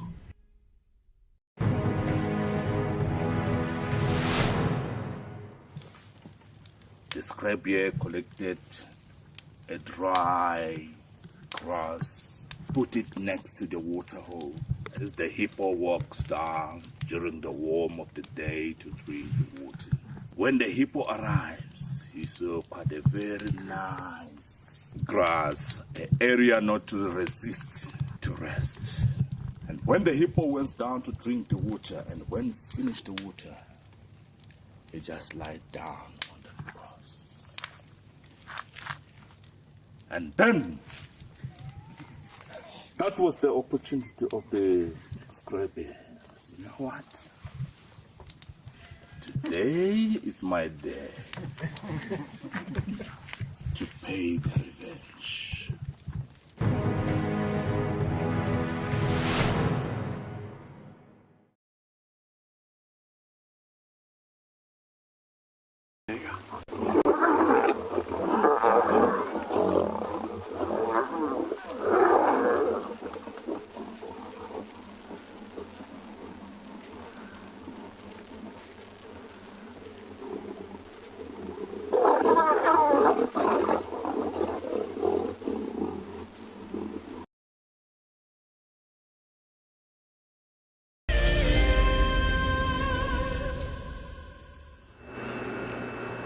So it definitely seems as though a lot more animals are starting to come down to the water's edge and not just sticking to the open plains on the side. And this big male impala has really impressed me this afternoon. He is so big and so beautiful. You can see how glossy his coat is. It seems like this young wildebeest, probably about a year old, also has a little bit of an identity crisis and is currently identifying as an impala, which is totally fine. The rest of the herd is somewhere close by.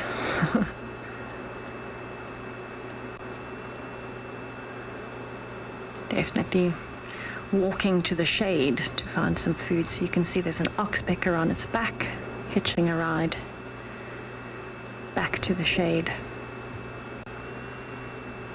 So this young one has only just started changing colors. You can see it looks quite black in the shade, but is starting to changeover. Pelican, so yes, it is indeed the blue wildebeest that is in the migrations in the Masai Mara, and this is a blue wildebeest, so they are. They might look slightly different, you know, in terms of maybe a little bit of coloration here and there, but it is the exact same species that you would find in the Masai Mara.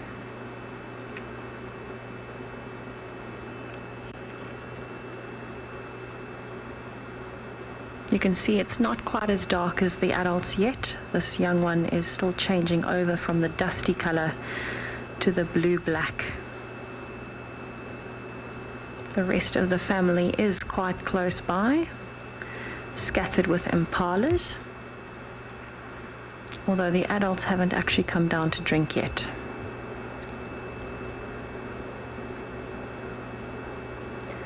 So I do want to take you back slowly to the impalas who are on the water's edge. Ah, they're all coming back too. And see that.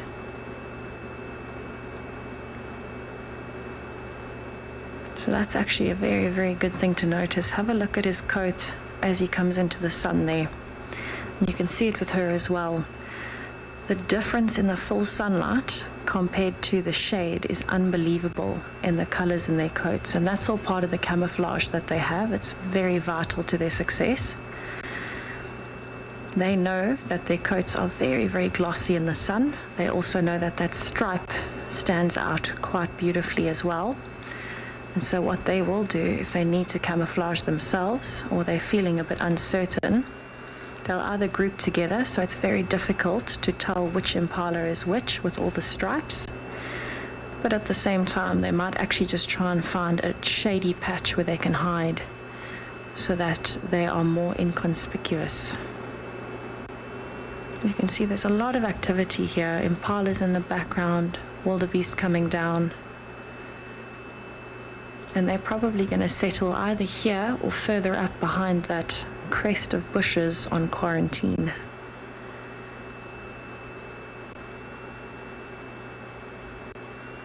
It definitely looks as though they've had enough to drink for now. And now the concentration is back to feeding.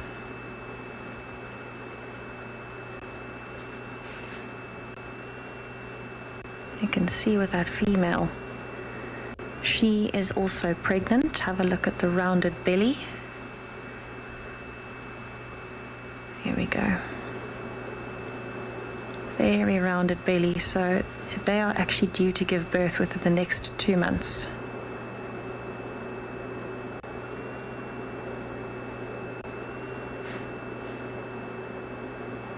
He really is a beautiful ram. Very striking red color on him compared to some of the females. Probably just the angle that the light is reflected off of him. But he's quite a large impala ram. He would be the dominant male of this harem. But I think I'm going to let them move off into the thickets and go back and scan and see what else is around at the dam. Maybe some more elephants will come down later.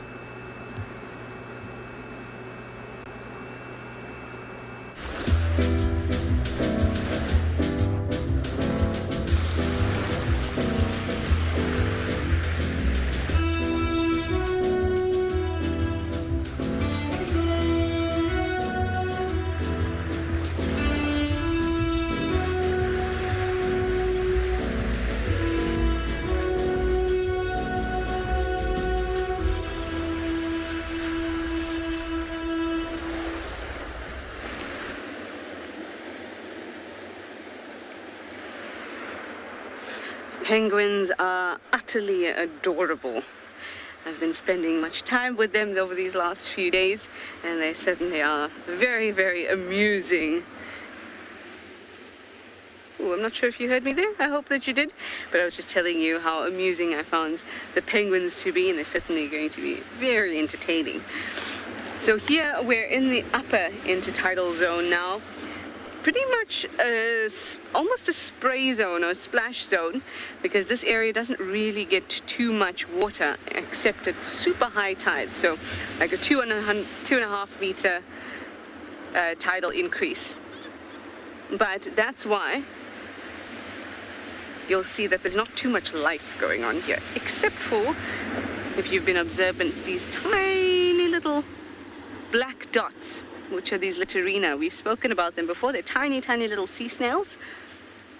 And they're basically in this zone because they don't have sufficient power in their muscular foot to be able to withstand too much wave action. So they're here in this area. There's something else that you may notice. Some of them are being riskier than others. Yes, you can even notice that. Some of them are right against the rock. So that's a defense strategy. Whereas this one's up the side of the rock, but instead it may also know anyone does look dead. And that's because of its positioning. Being at the top of the rock means that you don't have an escape route. And you can't do anything in a desperate time. So the ones that are on the side of the rock here, their final strategy, if nothing else works out, then they can suck that foot in and hope that they will roll into the water. And that's why it's a really good place to be. Even these ones that are on this flat rock here, where all the tracks of their movements are, which is very cool to see as well. Even those ones are taking a little bit of a risk.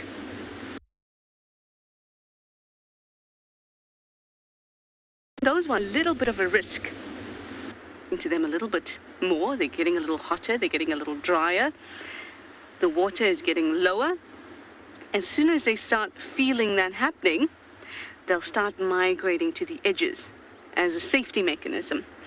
Because the last thing they want to do is die. Everybody wants to survive.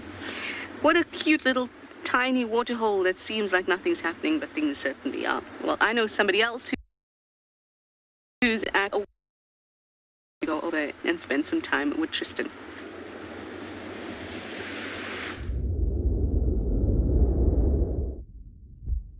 Well, from rock pools to water holes up on Djuma. It's quiet at Buffelshoek Dam, but we're here for a reason. We got an update that there was an impala carcass that was seen in one of the, well, they say the western inflow of Buffelshoek Dam. I've checked the whole western inflow. I can't find any sign of an impala carcass anywhere there. So either it was a figment of imagination or it's the wrong drainage line. There's two that go into Buffelshoek Dam. And if it is an impala carcass here, it's quite interesting because I'm quite keen to see who this might be. It could be Mulawati, it could be, and they said, the guys said it was, looked like a leopard gill. So I don't know how they saw that or what the case was, but it was during the day today at around 1 o'clock. 12 o'clock, 1 o'clock, somewhere there. So it could be Mulawati, could be that Timbavati male, could be, well, any of the other leopards too, I suppose, Tlalamba, Tandi, even in Sele can come down this far too. So I'm just going to scratch around here. I was just sitting at the dam quietly in case there was an alarm call, maybe a squirrel giving them away, or a, go-away bird, something along those lines. But it's been very, very quiet. I'm also not entirely sure where exactly they're talking about. They said more Firebreak side, but I went and checked and there wasn't any sign of anything. There's a Franklin alarming on the other side of the dam. It's possible, maybe it's that side. Somewhere that it could have been in the drainage and this leopard has dragged it out.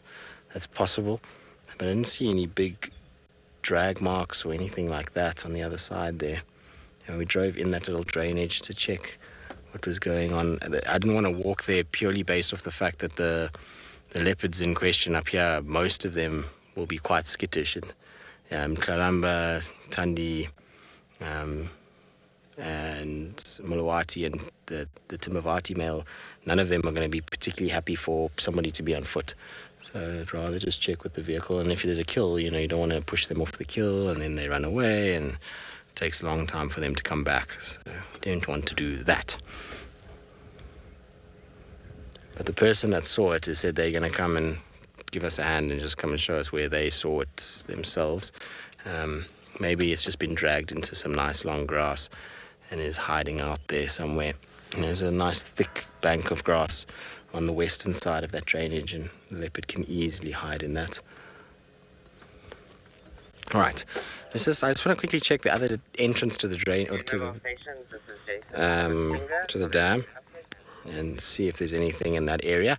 So while we do that, we're going to just quickly also shoot and chat to Rex, who's on his way here.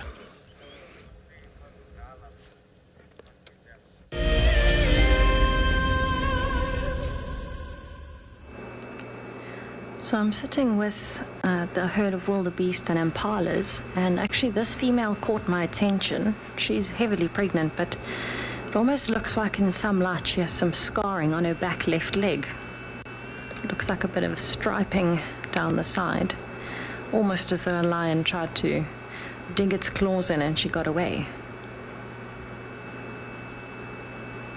Very interesting. It doesn't look like it's deep. Looks like it might be surface scarring. It's still very interesting to look at. She must have quite a story behind it.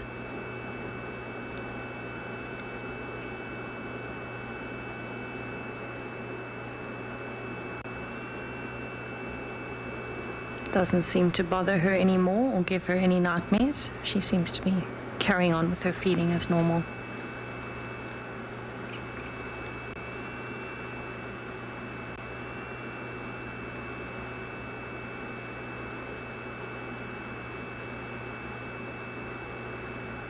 A lot of grey go-away birds in the background at the moment, calling away.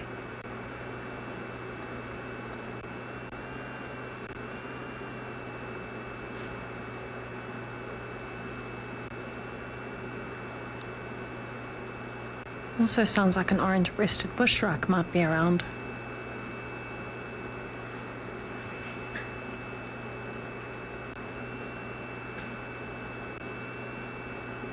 It's definitely cooling down a little bit now. You can see that she's not bothered by the sun.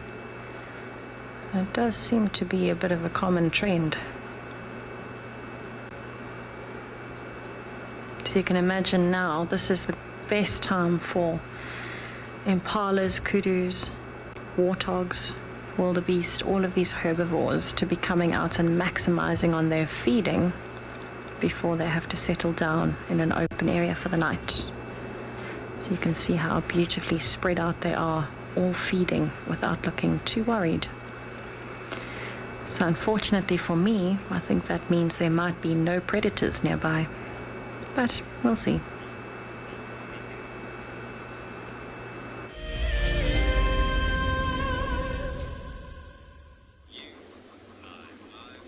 Welcome back on Bushwalk, and we've just been looking at the tracks over here of a drag mark that has been created on the ground. So what we first thought, maybe it might be a snake, but on closer inspection we've actually noticed tiny little feet, and these little hand-like feet is all pointing away from the direction of where I am standing at the moment.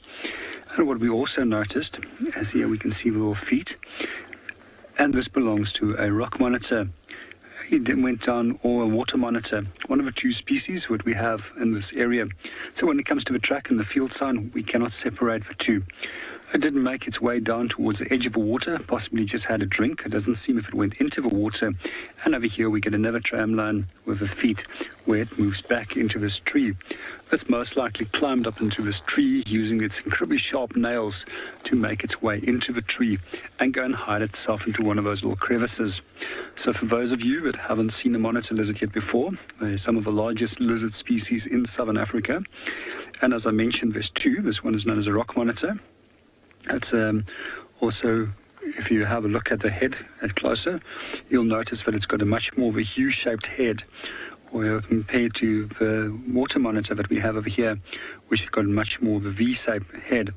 One of the other things that we can also look at is the tail, which helps us to separate the two species, as a water monitor has got a flat edge to the tail, which helps it to propel it through water, while the tail of a rock monitor is much more rounded. So in terms of a diet, these guys often will feed on chicks of birds as well as their eggs.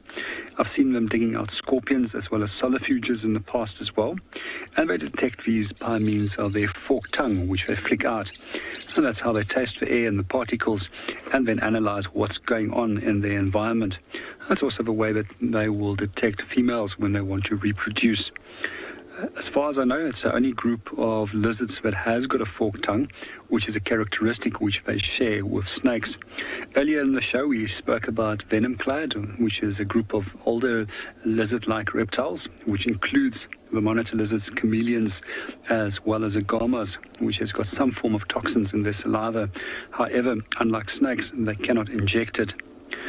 And when it comes to the water monitor, to just talk quickly about their food that they take, mostly also birds, nestlings, and the younger ones tend to go for fish as well as tadpoles, which they will feed.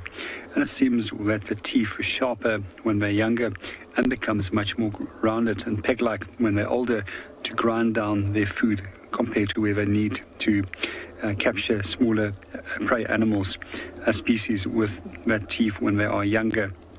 And there we go, there's a little foot structure if you want to have a closer look. For me, it almost always looks like a human hand when you look at the hind foot. And there we go, there's the forefoot. Quite often, you also will notice the scales if it's on soft sand or in mud, which will quickly help you to make the identification to leading towards a reptile. As vervet monkeys also almost leave a very similar type of trail, but it's got a very different foot structure, but also marks of a tail on the ground. Well, we're going to move on and go and see what else we can go and find. Let's go see what Tessa and her wildebeest is up to.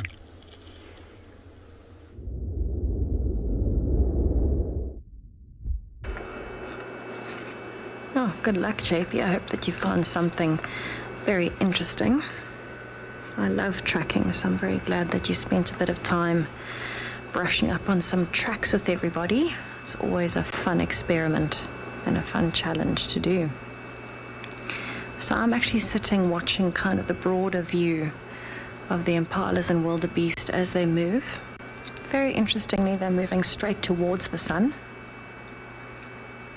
There's not a single one that's currently facing away, of the wildebeest anyway.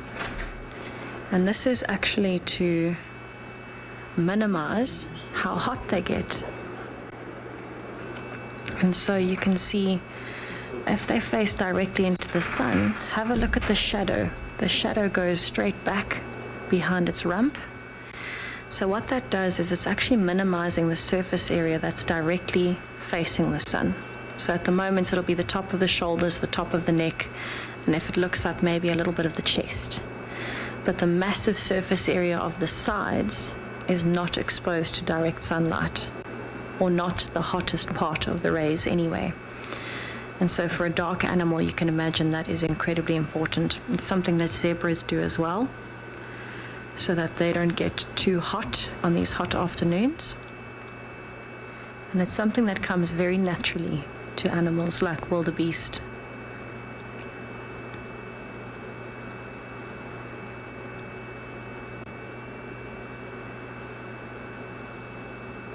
You can see the light is actually starting to change a little bit. If you have a look at the top of the tree, it's going very golden. Janet, humans don't have the same Jacobson's organ that an animal would, because we actually can't test pheromones. So the organ of Jacobson, or the Jacobson's organ, is actually found on top of the palate. And so it's something that you'll notice when the animals are doing a phlegm and grimace, they open their mouth, they're kind of pulling the air in over that. And so that's very, very important for animals in particular, to pick up on pheromones, to pick up different information from things like urine and smelling other animals. In humans, our Jacobson's organ is not the same. So we do have one. It's just a blind sac, though, for us. And it's very well supplied with blood, but it doesn't work the same. We can't pick up on pheromones and things like that. So we won't specifically breathe in with our mouths open to get airflow through the organ of Jacobson. For us, it's just a little blind sac that's found at the back of the nose. It doesn't have the same function, though. It's actually called something a little bit different in humans. It can be known as the Jacobson's organ, but it's actually in humans called the vomeronasal organ. It's called the VNO, so it's got a slightly different function. It's a very interesting question though, because most of our basic anatomy is the same, but you'll find between species there'll be very small differences in the organs. Some will have a much more developed sense of smell or sight or hearing. All of them are much better than ours. Humans are not so well adapted.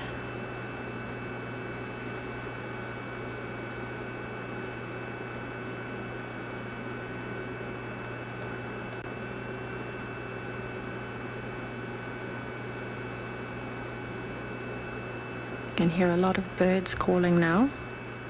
It's getting to that time where they're going to start doing a bit of a dusk chorus in the next half hour to an hour. You can hear a lot of oxpeckers in particular. And they're here because there are so many impalas and wildebeest here at the moment. It's an excellent food source for them. Lots of ticks to be found.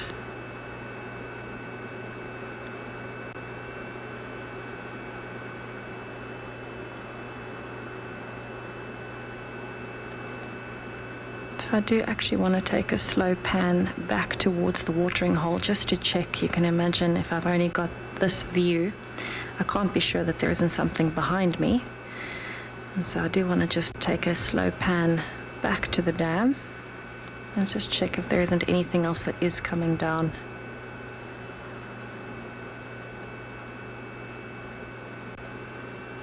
Can really see that golden light now and how far those shadows are casting behind the trees with the sun almost setting.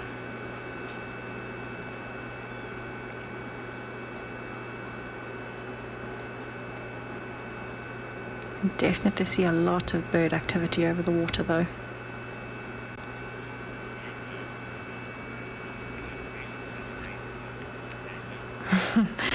Andy, yes, the grass should start turning green once the rain comes, and yes, it won't look brown anymore. All of it should start turning a beautiful bright green, right from the bottom to the top.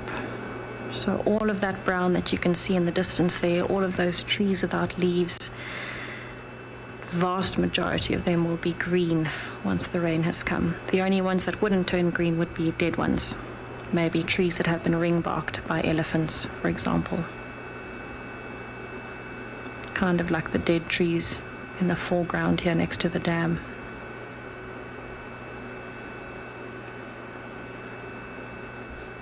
Have a listen to those bird calls. Those are incredible.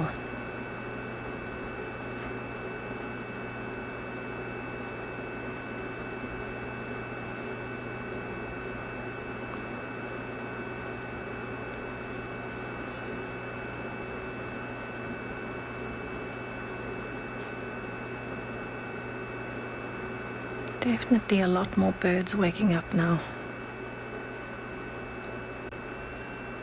I think it was just a little bit too hot directly over lunchtime for a lot of activity. And so now that it started cooling off, you can see a lot of birds flying over the dam, landing on the sides. A lot of bird calls. There's actually some Egyptian geese that have found a comfortable spot.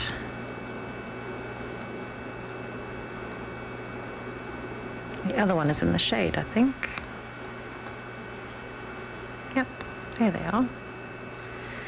So it looks as though they're also starting to get a bit more active now that it has started cooling off. But I'm going to watch them for a little while and just see what they do. It's definitely time for feeding, it seems.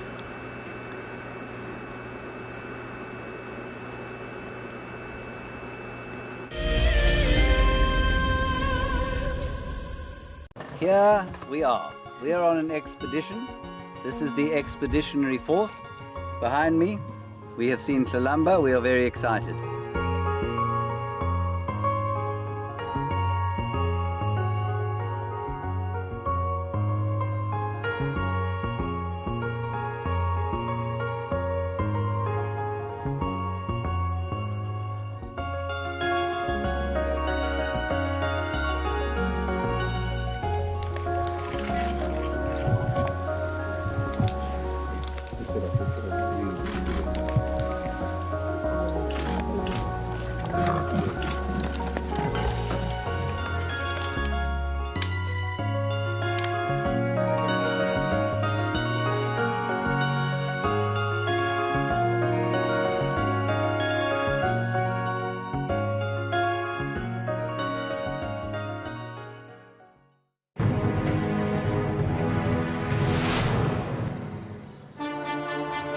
It's day one of the annual South African Guide of the Year competition. And our first foot into this competition this morning is all about tracks and signs. We're going to call you in one at a time. Just look at it, the information will be there. Our 5 guides have been tasked by the judges at figuring out who is what is who, and where they go in the bush. It's either Franklin or guinea fowl, but because of the volume of other deposits in the area, we went with guinea fowl.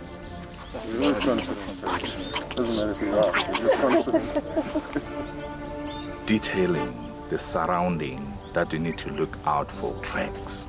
The details is very important.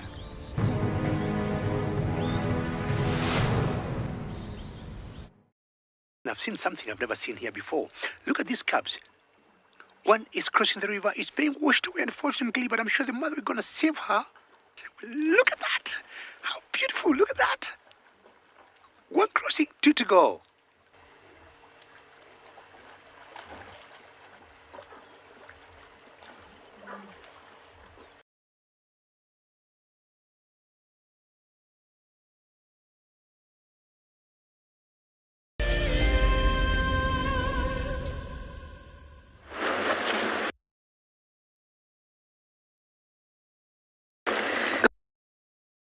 Days of where collecting it to you. So interesting item number 1 is the plough shell. So if you live along the coast of South Africa, you would find these almost anywhere. It's a type of sea snail, but it's particularly called a plough shell, and that's because, if I could just get in here.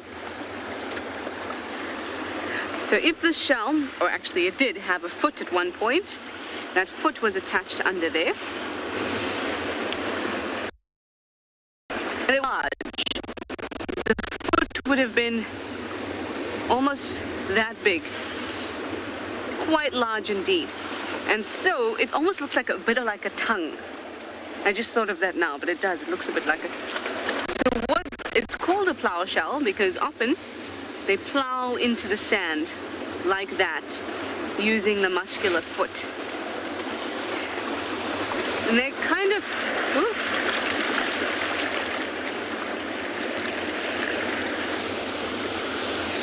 Just making sure you can't see my other goodies, and that my other goodies didn't go take a swim. Everything's good. So, I'm not sure where I was. I was telling you that they're scavengers. Oh no, Jason, did you get my face looking dopey, like trying to think? So I was saying to you that they're scavengers, mostly.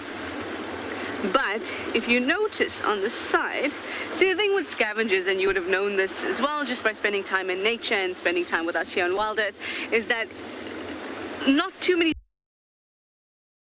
like to eat scavengers. The food chain. They're the amount of energy that they're getting from eating is substantially less than eating a primary consumer. So, not many things eat scavengers. But in this case, you would have seen that there's a tiny hole there, and that's because there's another type of predatory sea snail called a whelk. Whelks to of these in there.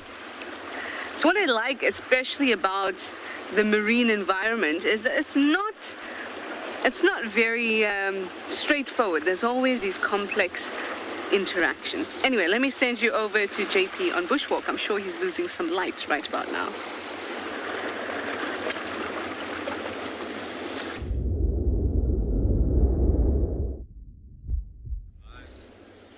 Welcome back on Bushwalk. So far we've decided to stay for the rest of the afternoon at Leopard Dam, seeing that it's so hot and we know that animals aren't going to move in the heat and that they are most likely going to come down to the water. If they are going to move, and the true species which we expected to come down to come and have a drink while it's so warm is generally elephants as well as giraffe, as they can tolerate quite a lot of heat.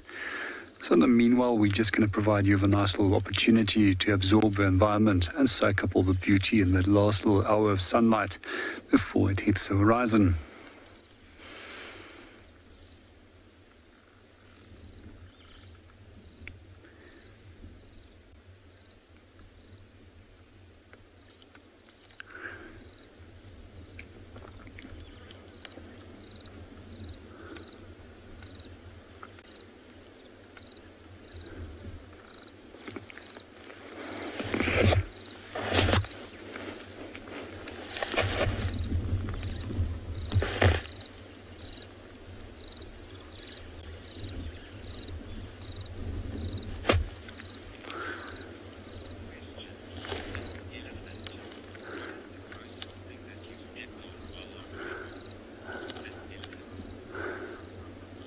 Good afternoon, Fifth Elephant, and welcome to the show. With regards to your question, what's the grossest thing I stepped on?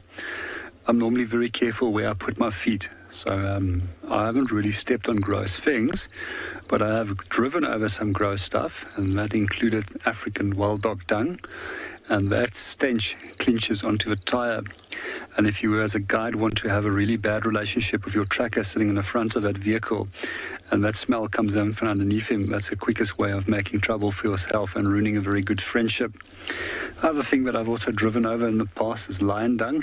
And quite interesting, one afternoon after driving through lion dung, we came around a corner and we stopped, and the next moment the wind changed slightly from where we were, and the group of buffalo that we were viewing immediately acted aggressively towards the vehicle. And we suspect that there was also that smell of lion dung that was sticking to the wheel that actually might have changed their whole behavior from incredibly placid to incredibly aggressive at that moment. A short little sharp hey was sufficient to actually deter them and to move them away once they decided that they want to give the car a little bit of a charge. Some of the things I have by accidentally stepped on over the years is snakes, and I can be very lucky that I haven't been bitten yet. And quite often that was sometimes on some of the coldest parts of the year where you actually don't expect them. Generally in the heat, when it's warm like this, you actually expect snakes, and you're always scanning for areas where you can potentially find one. And in the winter, you just don't simply think of it in the middle of June that you can potentially by accident step on a puff adder in the morning on a trail.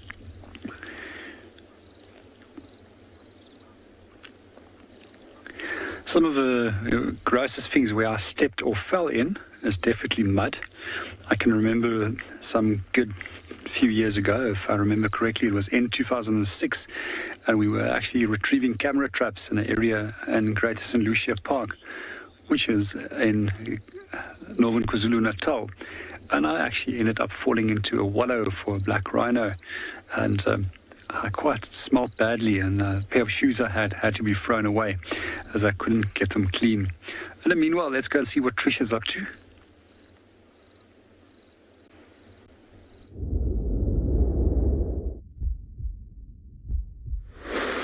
How wonderful to see this cormorant so close. I think this might be one of the best cormorant sightings that I've had.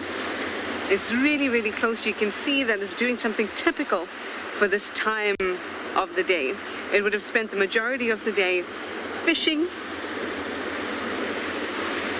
Ooh, did I see a very red eye there? Ooh, I thought I saw a very red eye. So if it's a very red eye, and with those quite red fleshy patches around its face, could be a crowned cormorant, although I'm not seeing the distinctive crowny bits. But that eye is very, very red, and that's something that you don't see with the Cape cormorant, which is the one that we see most often. It's only seen with the crowned cormorant. So I think that, oh, you can also see it in the reed cormorant, but that's not one that we will usually see around here, at least. So I'm going to say that's our lovely crowned cormorant, because at least I know I have seen one around here. Ooh, that's very nice. And so this is by far the best sighting I've had of a crowned cormorant. It also shows you that you can't really always rely on the most distinctive things, such as the crown that you would see on this cormorant normally, because it can also lie flat. Oh no, off you go. Quite interesting, it waited for, and it's dipped down. So it waited for a nice big wave to come in, so it didn't actually have to go too far to be fully submerged. Down it goes. Maybe it saw something, maybe it's just popped up all the way on the other side. At that wave, actually. I mean, they can move fairly fast underwater. We've spoken about the different expenses it goes through. Ah, never mind, I see it on the right of this rock. It's just dipped in there. They have certain expenses that they've got a budget for. One, to still be able to fly, and also to still be able to swim and to dive. And that's one of the reasons that behavior that we saw right at the beginning, where it was standing there and opening up its wings. You've seen it also with the African darter at Chitwa. If it's still there. Did I say darter? I meant darter. But it's in order to dry off its wings sufficiently to be able to move through the water, not be too waterlogged. There's a delicate ratio, delicate balance, not too waterlogged, but also not too dry.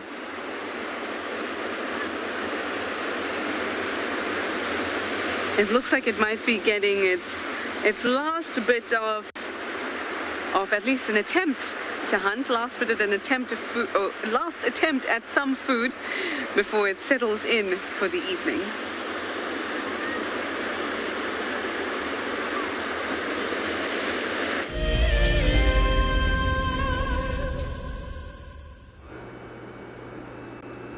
So I am still sitting at Tswalu Dam, well, at the dam cam really, and the wildebeest and impalas are still spread out and feeding. They don't seem to be too worried about anything else at the moment. They're just trying to get as much food in as they need before they settle down for the night, much like the cormorant actually. Seems like the trend of this time of the day. After 5 p.m, time to start winding down and finding a safe spot, but still eat on the way while you do it. So this is that same yearling that I was talking about earlier. I think this one was born towards the end of last year.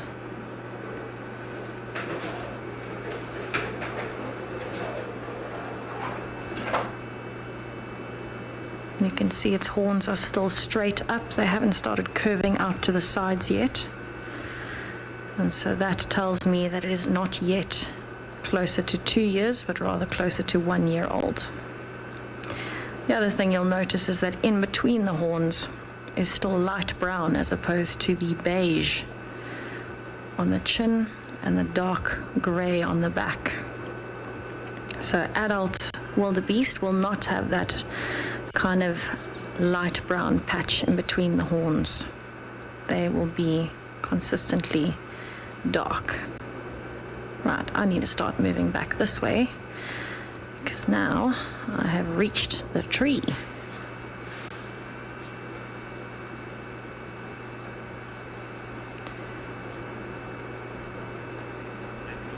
Still a lot of oxpeckers around, and you can hear a lot of birds calling in the background. So I think the birds have the same idea as the animals, just like the cormorant. And that's going to allow them to just get in a little bit of food before it's time to roost safely somewhere for the night. I think it's going to be interesting to see if there's any night birds that start waking up early today.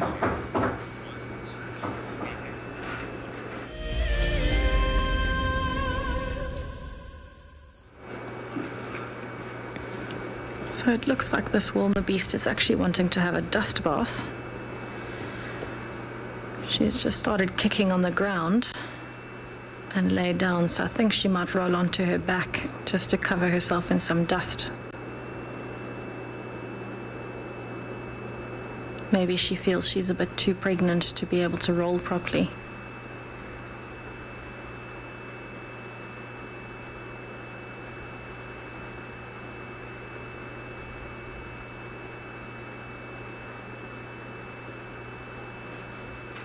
You can see the oxpecker that's just landed on her shoulder. And in this light you can actually see quite nicely why it's called a blue wildebeest.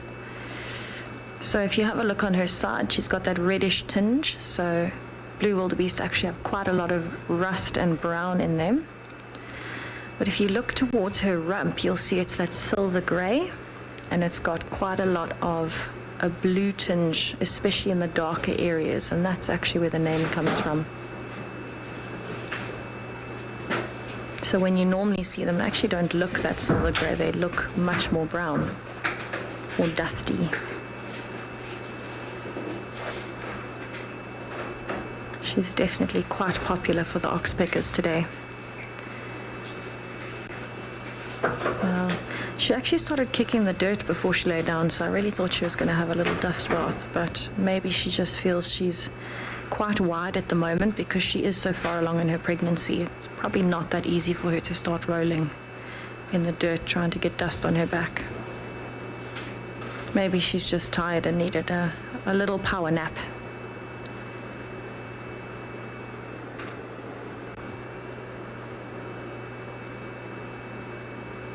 Very heavily pregnant impala in the background now as well.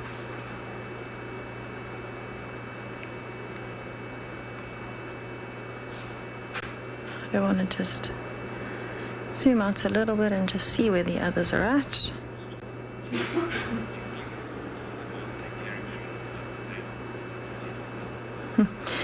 Jessica, actually yes they can.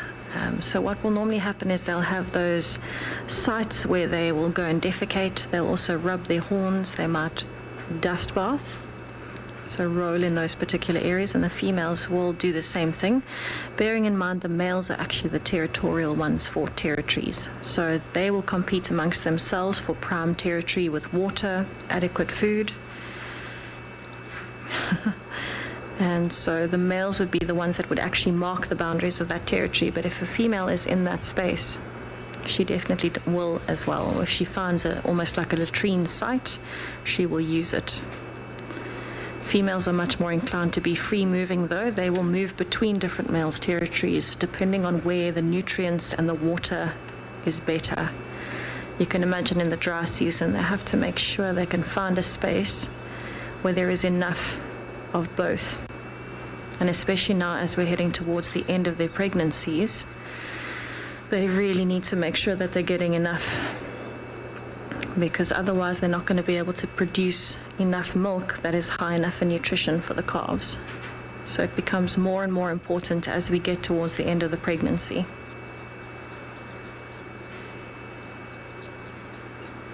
You can hear the blacksmith lapwings in the background.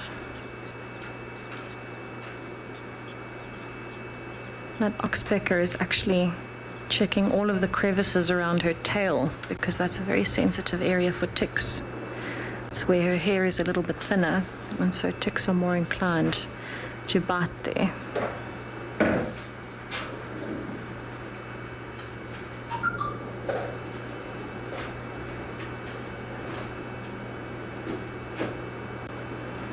Alright, so while these wildebeest and impala start heading out for the evening, I think they look like they're going towards quarantine. I'm going to send you over to Trish, who is still exploring the rock pools.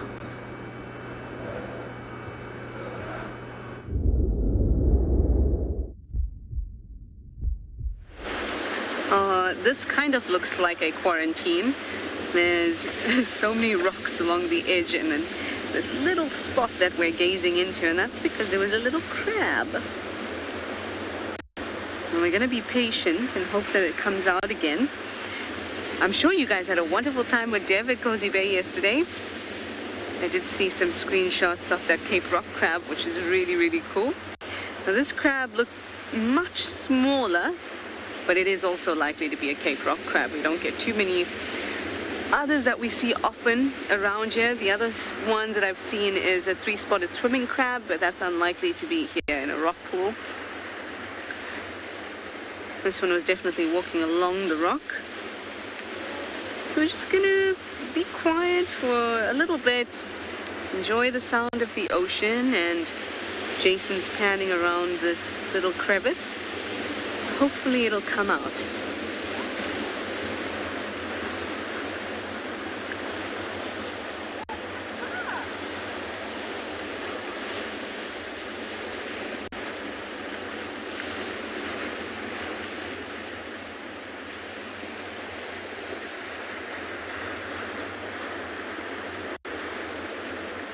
Okay, I'm going to pull your attention. I'll keep my eyes on in this area for this crab, but that pair of seagulls, I think it might be the same pair, just because I do know that they're territorial, and this is a male and a female judging by their size. Oh, and one had something in its beak.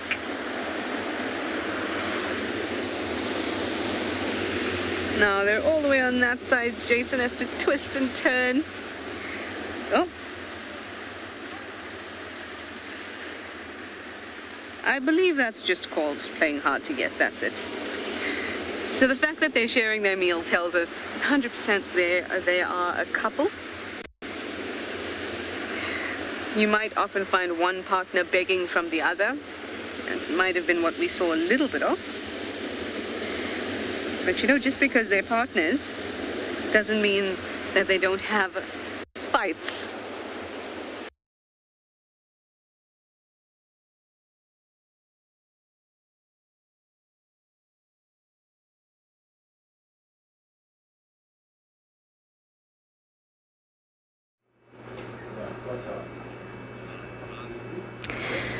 So I believe we are having a few technical issues. I'm so sorry. But I am still panning around the dam, looking to see if there's anything else that has come down. It seems as though most of the wildebeest are moving off. It's just the last few stragglers that are still here, and the impalas have actually gone up towards quarantine. So they're going towards the area where they're probably going to settle for the night. It's nice and open, it's high up, so they can see much, much further.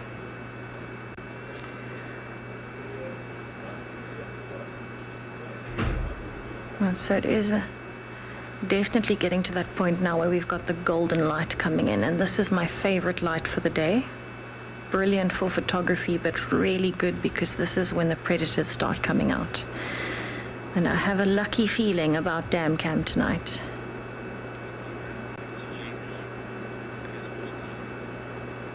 Alright, so I'm actually going to come back and scan towards the waterhole a little bit while I look for something. I'm going to send you back over to JP, who's at a waterhole of his own.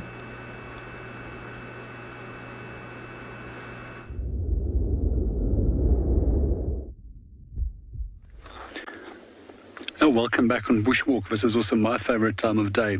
And as you are familiar with it, maybe being called the golden hour. That first hour before and after, and just after sunrise or sunset. And it also always provides some of the most beautiful photographic opportunities. So while we're standing over here, we're actually looking at a plant which is called a red spike fawn. And here you can see the red tip to the spine, which we have over here. So we were discussing a large number of different snake species earlier on, and also a number of different venom types. In African culture, this plant, as well as some of the other spike fawns, play a very important role as a traditional medicine in curing snake bite or venomation. And generally what they do is parts of a plant is taken with fat, and then it's crushed with a skull of a specific species of snake. And as my understanding, it is that, as trackers have told me over the years, that different species of snakes get used for the treatment of skulls will get used for the specific treatment, and therefore there's always some of that on stock with a traditional healer. There's also a number of other crazy African beliefs that I have heard over the years in terms of snakes, and one of them is in an area close by to the southern western part of Kruger, whether people in that area actually believes that if you are bitten by a black mamba, that you must make sure that the snake will actually bite you twice. Otherwise, you will die. It's best not to follow that advice and rather go and see medical attention as quickly as possible if you do get bitten by a snake. So a few other things I also find particularly interesting about this tree is that these spines were often also used for securing pieces of leather over drum bases. And one of the favorite drums bases that they would use is wood of a sycamore fig. The leather would be then stretched over that hollow segment and the spines would be being used for securing it. There's another use that you can use this plant for. If you ever have stomach problems out there in the bush, you can just eat a few of these leaves and it will actually stop your stomach from working due to the large amount of tannins and chemicals inside there. Okay, it's a nice or easy way of dealing with it while you're out here. But as I understand some of the people that I have done it in the past and trackers that I have worked with, if you eat too much of it, you can also be seriously constipated for quite a while.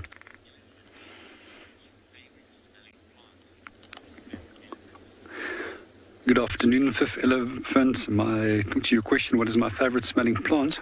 I have to quickly think of that. Let me think. That's probably some of the wild jasmine flowers that we get out here. That has got a very, very pleasant aroma. And quite interesting, the plant that I love the most in terms of smells is actually not a wild plant, but it's actually citrus plants. And quite often when I do go home and I go and run in the area where I am, there's a lot of orchards, and in that point of the year, early when the flowers start coming out, and you can smell that beautiful citrus aroma in the air. That's probably one of my favorite aromas to smell. I can definitely tell you which plants I don't like in terms of smell, and one of them is actually a carrion flower, and it does actually smell like rotting meat. And the reason why they do that is to actually attract flies, which becomes the pollinating agent, unlike many other species of plants which will actually utilize bees to pollinate them.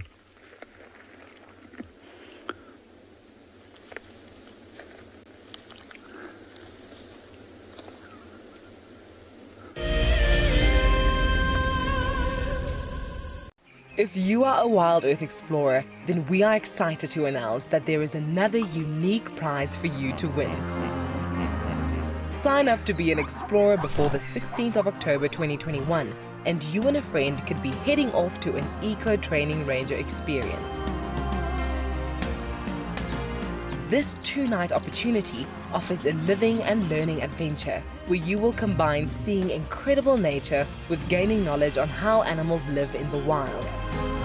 You will approach dangerous game on foot, learn how to track, do some 4x4 driving, and have an exclusive opportunity to join the WildEarth team behind the scenes on the live show. After each action-packed day, you will relax around the campfire and listen to the nighttime choir of animal sounds before you drift off to sleep. WildEarth explorers, it's in your nature.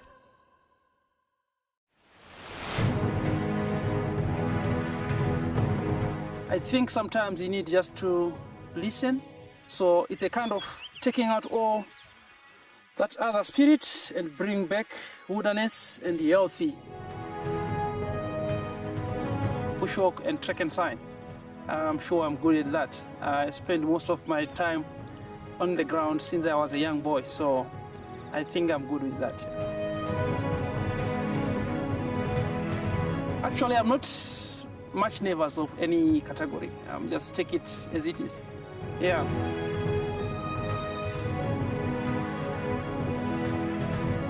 I'm not 100% sure on what the judges are looking at. So chances are 50-50 on my side. I'm not... Obviously, when you go for a competition, you say you win.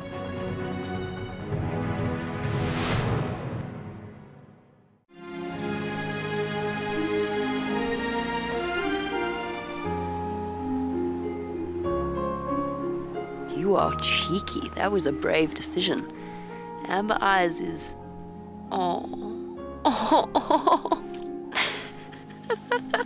That is so magic. That was absolutely wonderful. Amber Eyes just gave that cub an enormous hug. Expect the unexpected here on WildEarth Daily.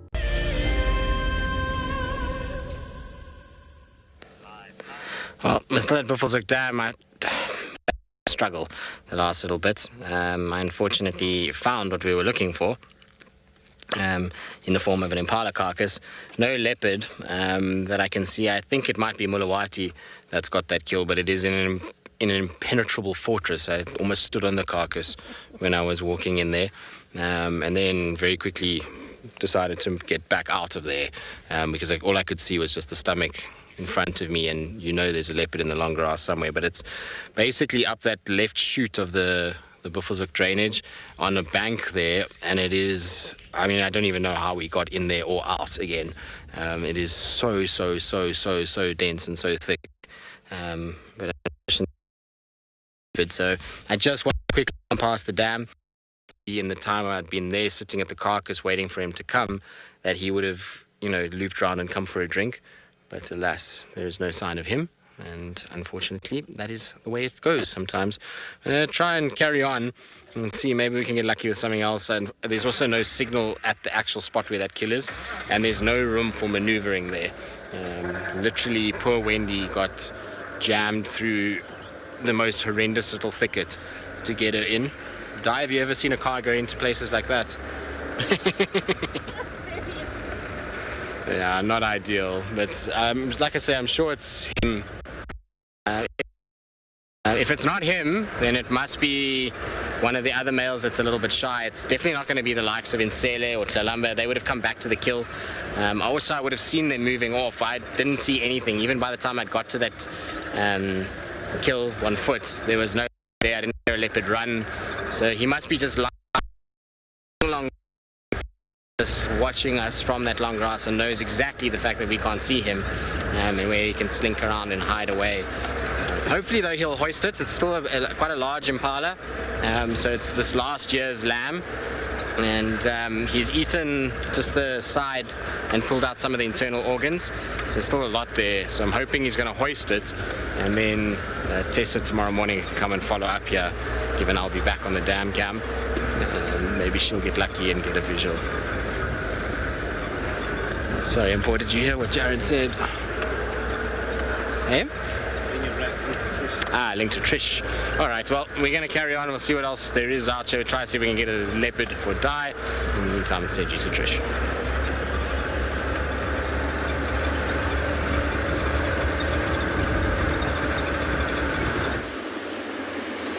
Tristan, you're so modest about your leopard finding abilities, and I'm sure that's why you're so good at finding them.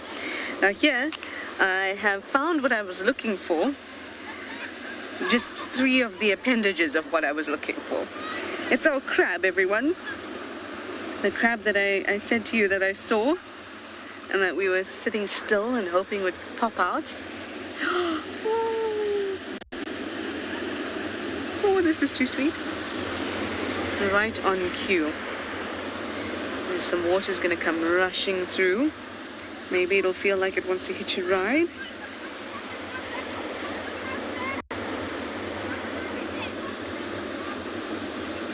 This is very, very sweet.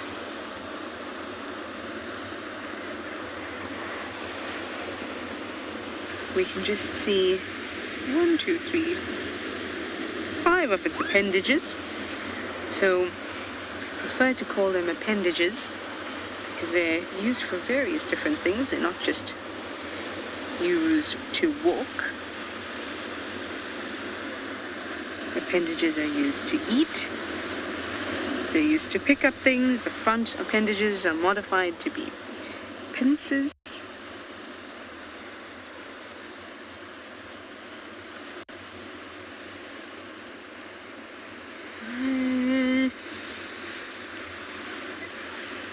I think this might just be a very young Cape rock crab because it doesn't have the coloration.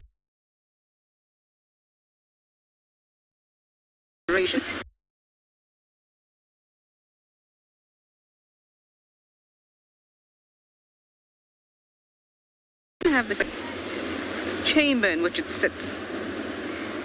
And that's quite typical of the Cape Rock crab. It could also be a Cape Rock crab that's just molted and is hiding out in this small little crevice because its exoskeleton has it hard. Many crustaceans spend about 90% of their life preparing to molt or recovering from molting. That's an enormous amount of time. And that's because in preparation to molt, they've got to take in or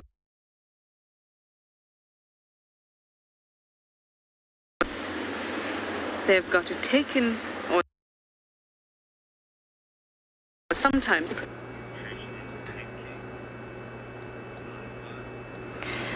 So I have found myself some tiny little dwarf mongooses that seem to be cuddling on a little log.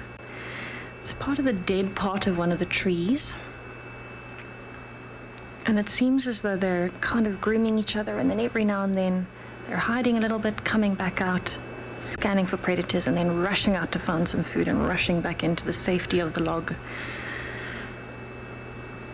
Dwarf mongooses are one of my favorite things. And so I'm hoping that they come back out. You can see the southern red-billed hornbill in the background. And it's very common to find dwarf mongooses, Burchell starlings, and hornbills together because they'll feed on whatever the other one finds, usually. Try and steal it away. So I haven't seen them come out anywhere else. But you never know. I'm going to zoom out a little and just look for the movement. I can definitely still hear them every now and then. I think there are more. I just haven't managed to spot them yet.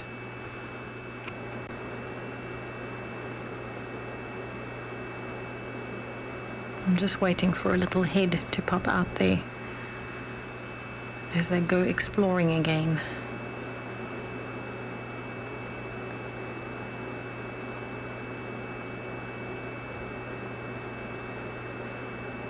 So the whole dam is actually pretty much in the shade right now.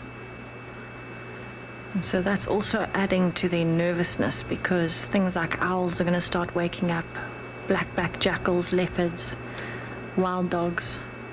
They're all going to start waking. And so this is a great time for them to start coming down towards waterholes. And so you can imagine these dwarf mongooses are quite nervous, especially because I only saw 2 of them. I didn't see any more hopping around there. So this log right in the front is actually where there was one this morning. It very well could be the same one. It's not far around the dam for a little mongoose to travel. And you can see how much the light has faded. Have a look at that golden stripe going up the crest at the back as the sun is setting. So I'm going to just give it another slow pan just to see what else is here. I do feel like there are other mongooses that are here. They're just hiding from me.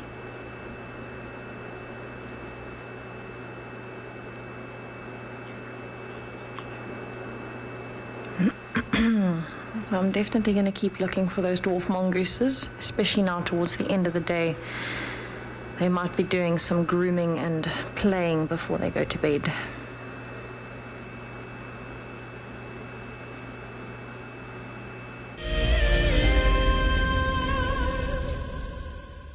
Oh, that would be lovely to spend some time with some dwarf mongoose and maybe even be so lucky as to see them drink because they're near the waterhole.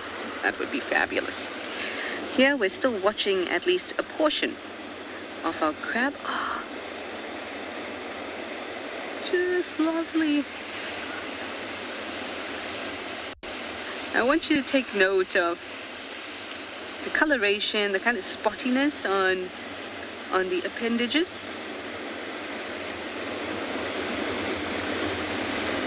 Because I found a goodie that I'll share with you in a little bit or after this segment. It's really nice to see.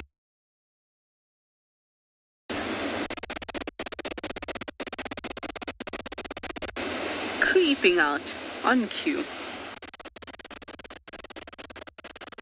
Definitely looks quite shy. Oh, did you see the movement of that eye? Too cute.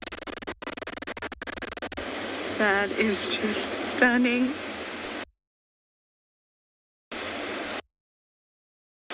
As I'm sure you know, crustaceans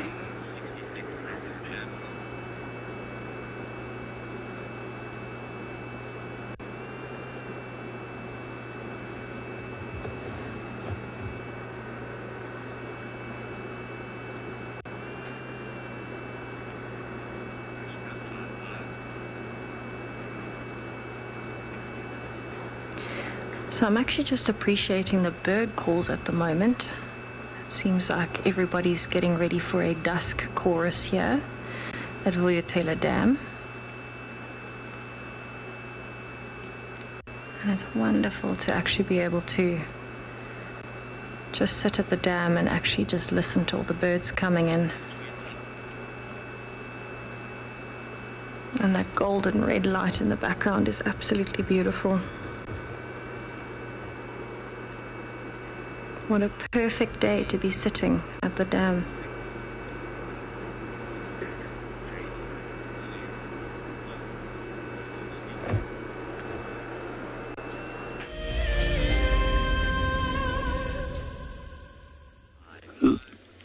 Welcome back on Bushwalk. We're just about to watch the last few minutes of sun before it hits the horizon.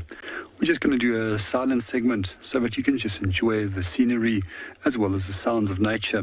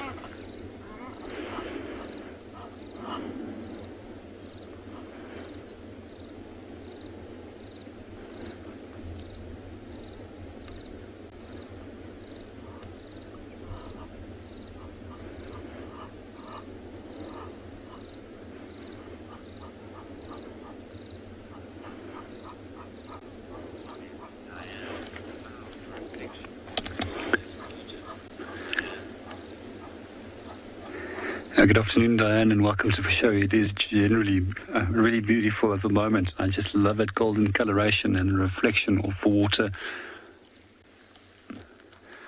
That sometimes we try and capture it with a photograph, but it just doesn't do it justice.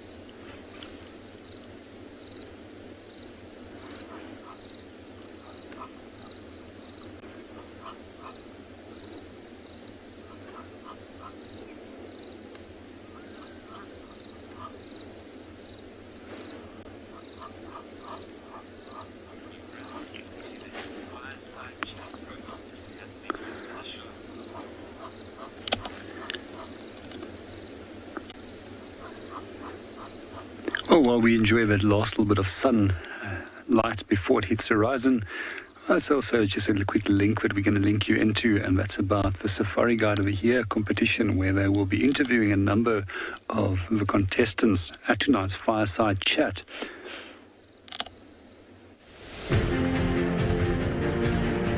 As WildEarth has shown, a guide is critical to your enjoyment when on safari. Safari Guide of the Year is an annual event which creates awareness for these men and women who dedicate their lives to tourism and wildlife. WildEarth fully supports this initiative that gives more credit to a profession that drives our economy and flies South African flags higher than most.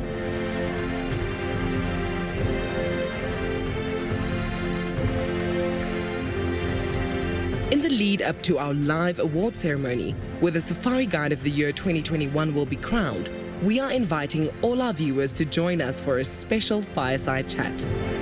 Open to everyone, this unique event invites some of the top guides in the country to Djuma on the 26th of September, straight after the Sunset Safari. I'm so excited for tonight's fireside chat and to be part of such an amazing event where we can really give credit where credit is due for the people that are doing so much for wildlife and conservation and tourism. It's an absolute honor to be a part of this. I can't wait for tonight. Seems like the wildebeest are still feeding. The male has actually just been having a little bit of a dust bath. But now it seems everybody's walking off in a line, excuse me.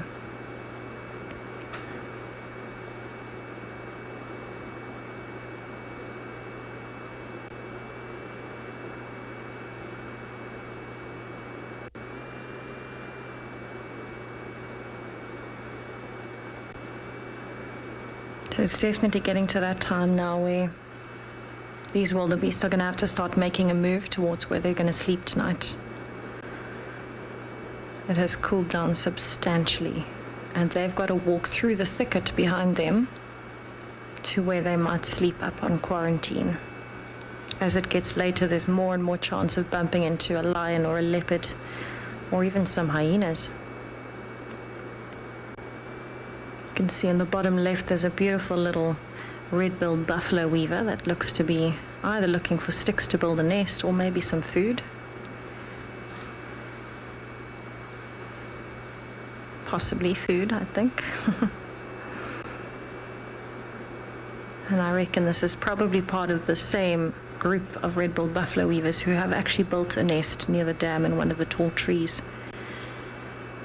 Would make a lot of sense.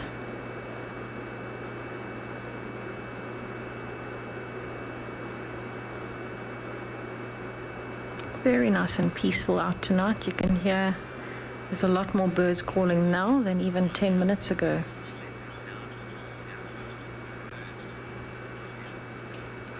Nadia, actually no. The collective nouns for the different antelopes will be different depending on the antelope that is in question. So for example, for wildebeest it's actually an implausibility. For impalas, it's a herd or a harem. So it would just depend on the animal that you're talking about. The very generalized term would be a herd, like a herd of elephants, but there are more expressive or more exotic group names for the herbivores. It's not like lions where it's constantly just going to be a pride. So it's actually very interesting. I think those collective nouns are probably one of my favorite things to study. I get very enthralled by facts like that.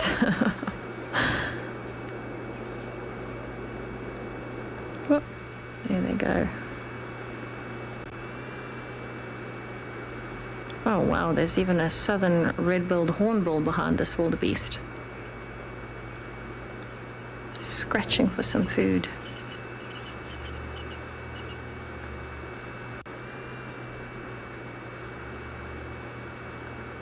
So I actually do want to just check all of the noises that are currently happening around the water. I'm going to pan away a little bit See, the wildebeest are quite spread out still. Lots of termite mounds in the area, lots of food available at the moment, although it is a bit dry. But there seems to be a heron calling as well, and I want to see if I can find that. It's most likely the same grey heron that is here in the mornings that actually sleeps at the dam. So I do want to just check on that and see what all the commotion is about.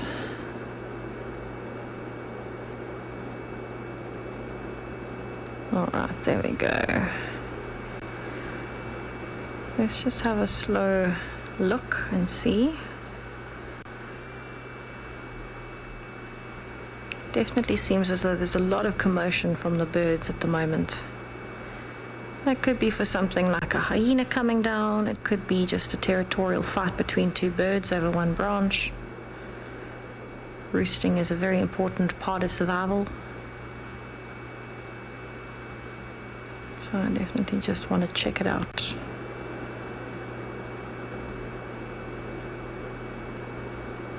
You can see it is incredibly calm here. Is that the heron? I think it might be. Yes, it is.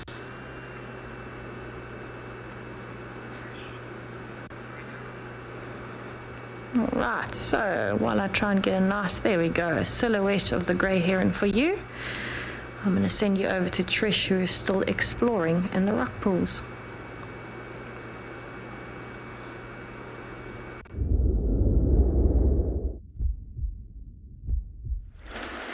I am still exploring in the rock pool. We are reaching the peak of the high tide in about 10 minutes or so. And this is, I mean, we've been pushed back so far, but what's nice is you get to have little waterfalls like this, which is just a magnificent, really soft, beautiful sound contrasted with this powerful sound of the waves. So we're going to take this moment to enjoy all these sounds. It's not something you get to hear often when you're on safari.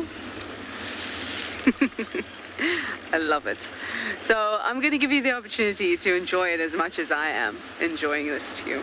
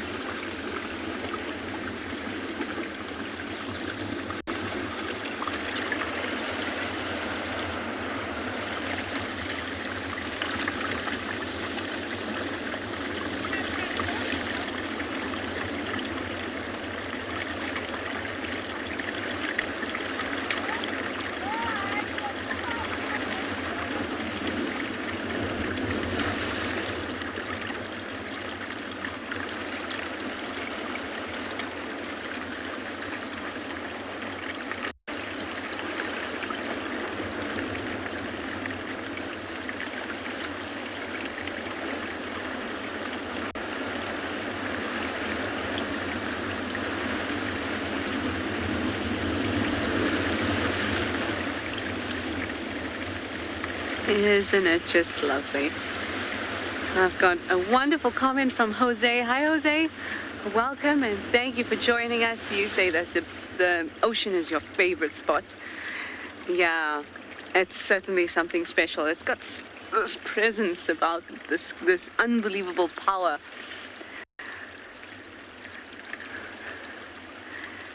It's one of my favorite spots too. I grew up near the ocean, and there's a certain comfort in its permanence.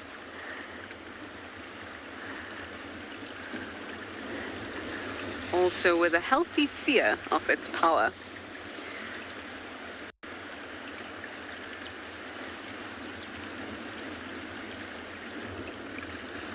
I love to give you guys the opportunity to just listen and really immerse yourself in being here, because so often when I do it in the bush I feel I've got to hold my breath because you'll hear me breathing. At least here there's just so much happening that you can really feel the full force of the sounds around us.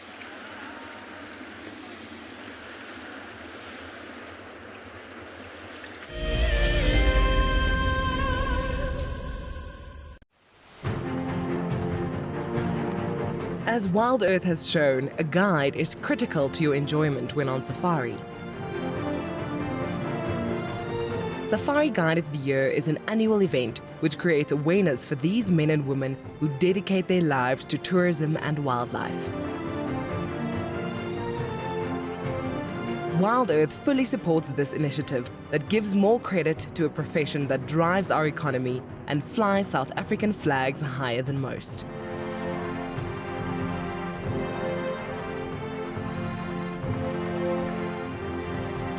In the lead up to our live award ceremony, where the Safari Guide of the Year 2021 will be crowned, we are inviting all our viewers to join us for a special fireside chat. Open to everyone, this unique event invites some of the top guides in the country to Djuma on the 26th of September, straight after the Sunset Safari.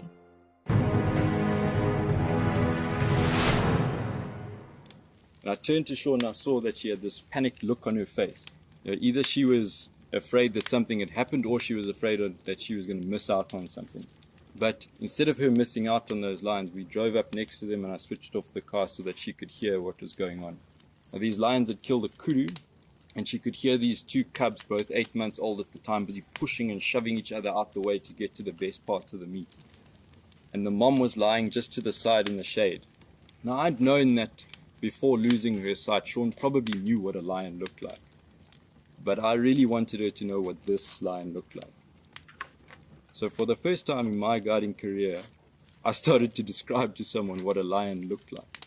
And I found that, I started to notice things in that lion that I'd never seen before.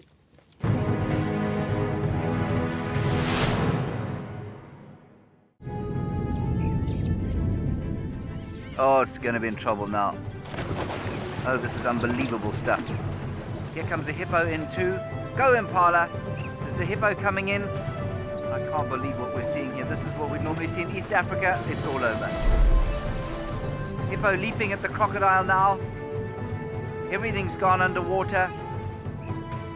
Expect the unexpected here on WildEarth daily.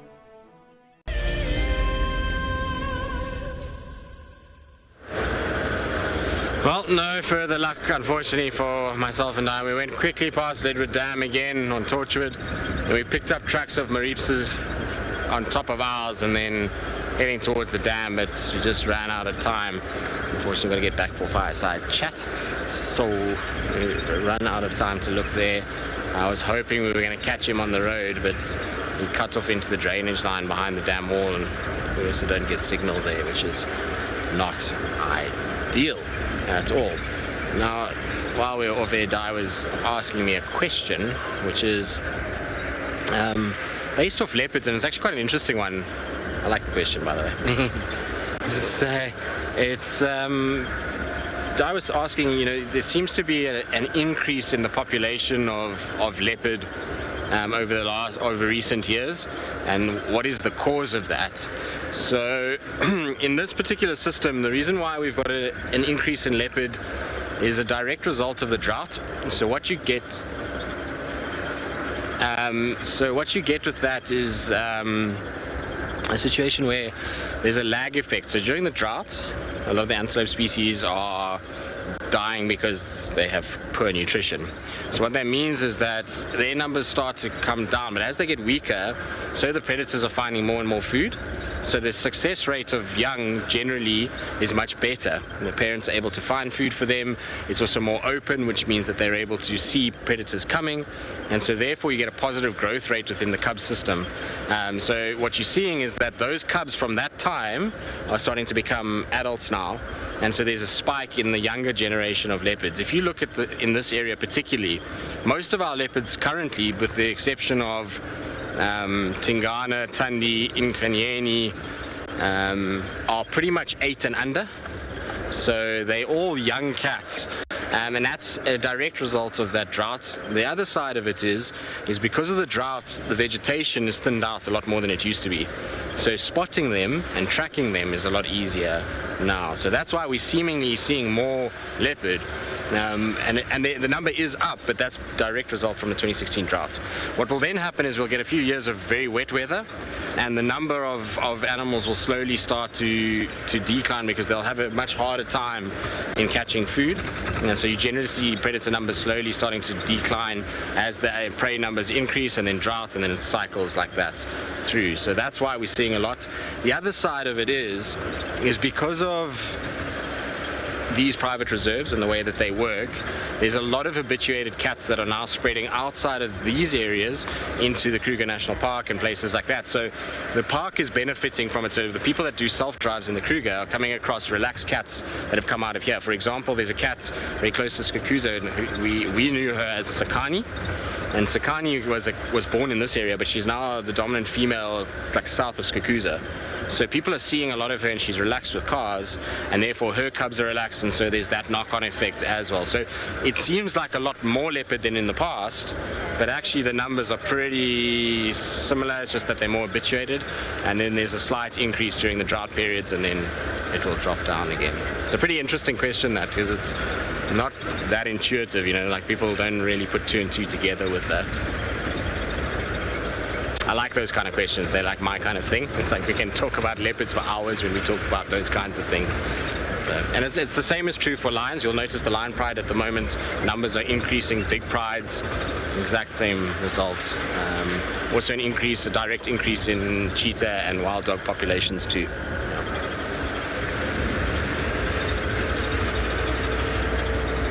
So we're just going to quickly bypass the lions. Unfortunately, this is the most direct route home. So I don't know if there's anybody even on the sighting. I haven't even listened to the radio about what's happening at this particular sighting. So if there's people here, we'll just bypass and carry on. Otherwise, we'll just quickly stop in and see what they're up to. I suspect that they're still quite sleepy, given that these guys just stopped, or that they've already crossed south. One of the two.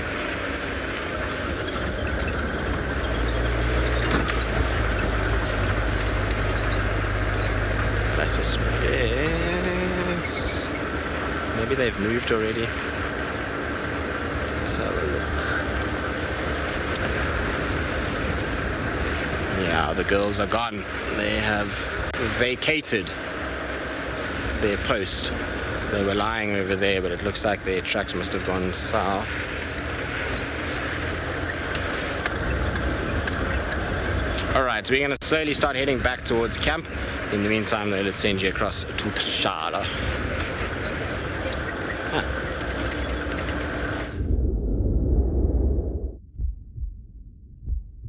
It is the peak of high tide, which means that there's not very much space to move around, but luckily I found these goodies that I was telling you about as I was moving along.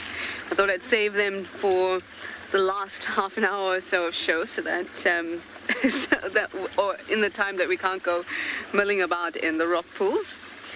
So the crab that we saw earlier, I have come to the conclusion it was a 3-spotted swimming crab. So this is the skeleton of a 3-spotted swimming crab, pale with these red little flecks on it.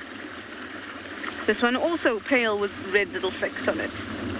And you can see that the red flecks obviously get a little bit denser as it gets older. And I think the reason that we saw it, or my reasoning for why we saw it there, was still true, and that it's either preparing for a molt or has just completed a molt. But I thought it might have been a Cape rock crab, which is why it was looking different to what I expected. But having a look in my book, let me show you quickly. It's a 3-spotted swimming crab. The right colors. Just this one down here. So I'm quite happy with that. Plus, we also had a look and we saw these spots.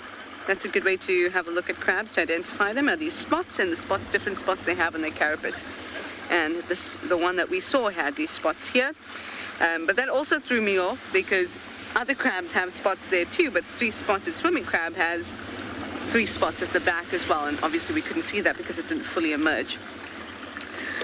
But what's also really nice about this little set of items that I have here for you is that we can see a little pincer, and you can see both sizes.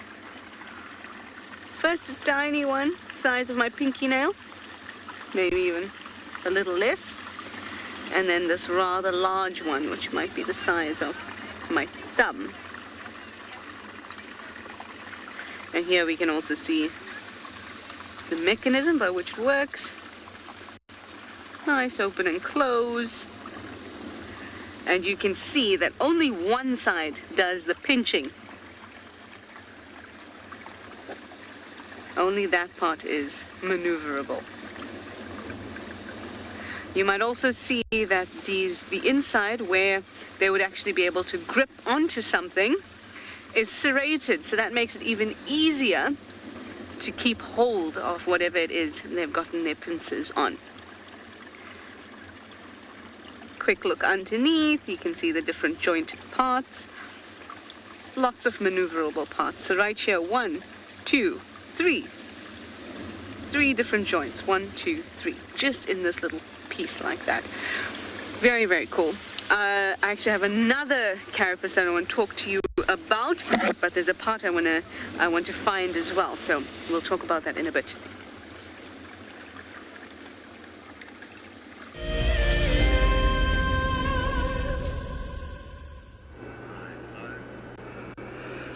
So I have switched over into infrared tonight at Tswalu Dam.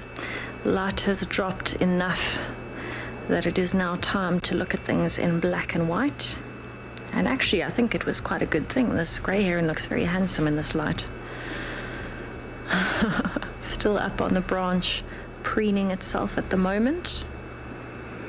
And I actually only spotted it because I heard the call while I was looking at some wildebeest.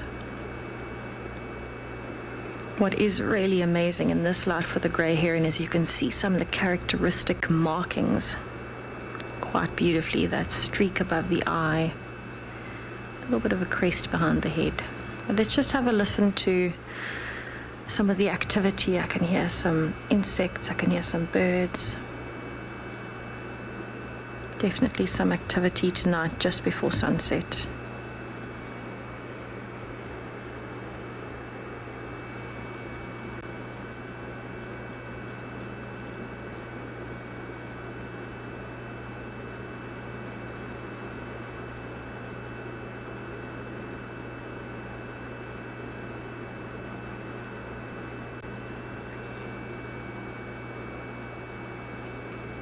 There's quite a few crickets out. This is quite a new thing.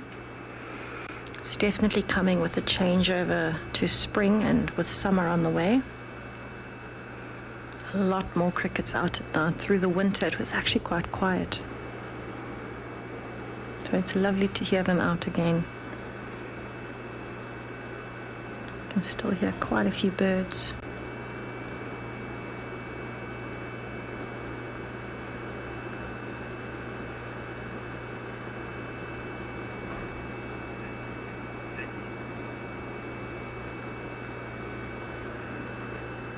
Really, really stunning things in the background here at Tswalu Dam.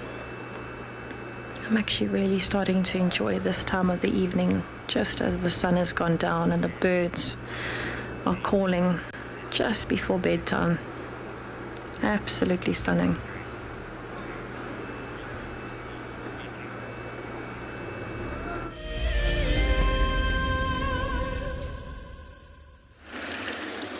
So here is my other carapace. So I had mislaid a part that I had found actually within this carapace that I was looking for, that I wanted to show to you, or at least find before I show to you, and then my nose led me to it, and that's because it stinks, and that's this piece here.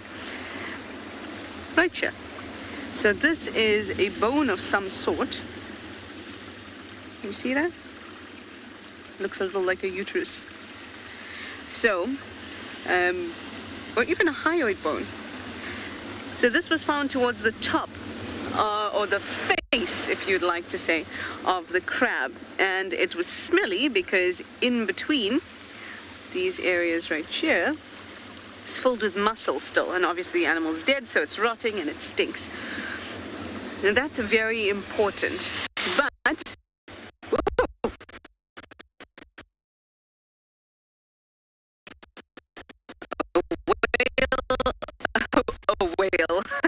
a wave just tried to touch Jason. Let's just move to this carapace quickly. I've given you a quick rundown. This here is bone with some muscle in it. So this is from a Cape rock crab. Really distinctive coloring. Right? They also have this arrangement of a few spots at the back. I'll tilt it up for you. Like that. They often have arrangement in a semicircle there of spots. And these ridges at the ends. Can you see them just along there? Also, you can see its beautiful eye. I'll put it down so maybe you can get a close-up, a good look into its eye. It does look like it's staring at you. The eye is quite loose, so I had to position them so they looked acceptable for you guys. Which is why there's one that's a little crooked over on that end. But these are most likely, in fact all of these that we're looking at, my whole selection of goodies, are most likely a result of these poor crustaceans being a prey item. Actually, I just want you to have a quick look because you don't really get to see this angle. The face of a Cape rock crab. Just like that. Now you can see all the different mouth parts, little antennae.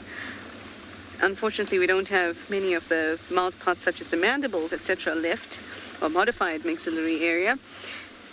But it's still a view you don't often get to see, so I'd like to give that to you. But as I was saying, these exoskeletons that I've got are most likely a result of these poor guys being eaten by something. They were prey. It could be an octopus, a cuttlefish. There are not too many possibilities, but basically anything big enough and carnivorous, even omnivorous, will likely go after crabs. Now, what's nice about having a tough exoskeleton is that it's a little more difficult. Not impossible, not even close to impossible. Quite possible, but a little less so if you have a tough exoskeleton to help you out. So this guy has a nice tough exoskeleton, but they can still get through the joints. And we talked about how the crab that we had earlier, could have probably been molting, or about to start a molt, or has just molted. So that's why it's hiding away in a little crevice. And that's important for two reasons that I'll talk to you about in a little bit. But for now, I'm going to send you over to Tess.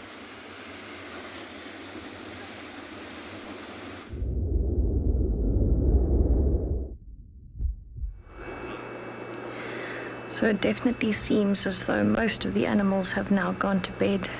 I can't hear many bird calls anymore. But this lilac-breasted roller caught my attention. I saw the movement of it landing.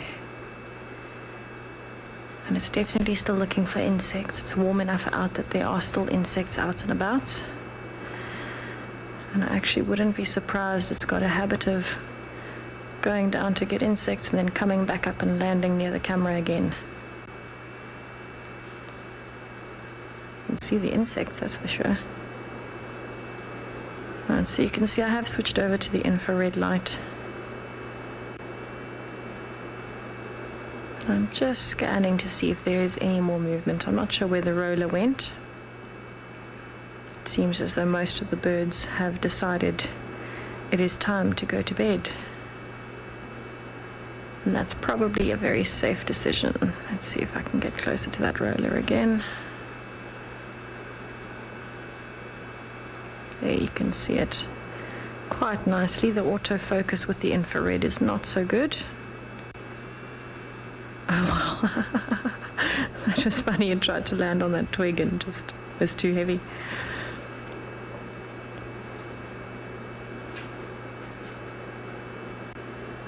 So it's actually really cool to be able to watch something like a lilac-breasted roller at night, because we don't really get to do that normally. It's not something that you would really spot often, and not well studied what their behavior is at night either, because it's very tough to follow a bird at night. So it's actually really cool to see that it's still out feeding. You can hear there's more than enough insects around. There's crickets calling. A lot of activity in front of the infrared.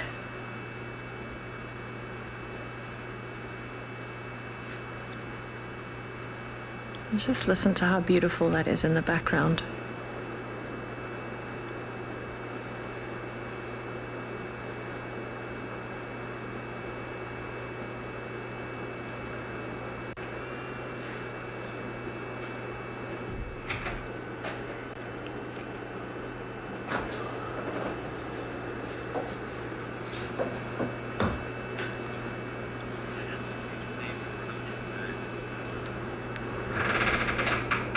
Forest, I agree. It's definitely my favorite of the colorful birds in South Africa as well. It's actually the most photographed bird in Southern Africa because of those 15 plus different shades that you'll find on the lilac-breasted roller.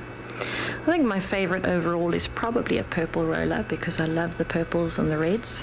But that dusty purple color is stunning. But I think of the more colorful birds, the lilac-breasted roller is phenomenal to look at and photograph.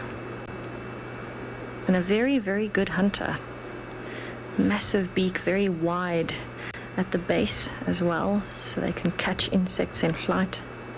Very fast and quick with their changes in the air, so that they can dive down onto insects. And very strong as well. They can really crack even the biggest beetles open. Very interesting to watch. I think it's gonna fly. Looks like it's looking for a whole lot of different insects in the grass there. Very well camouflaged from this angle.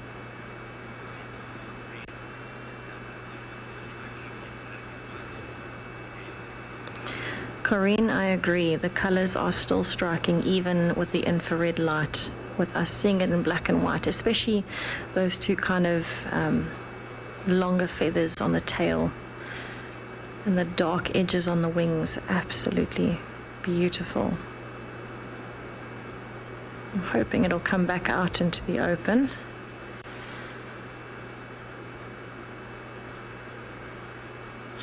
It's definitely on a hunt, bouncing in and out of the grass like that. Alright, so while I watch this roller bouncing in and out of the grass, I'm going to send you over to Trish.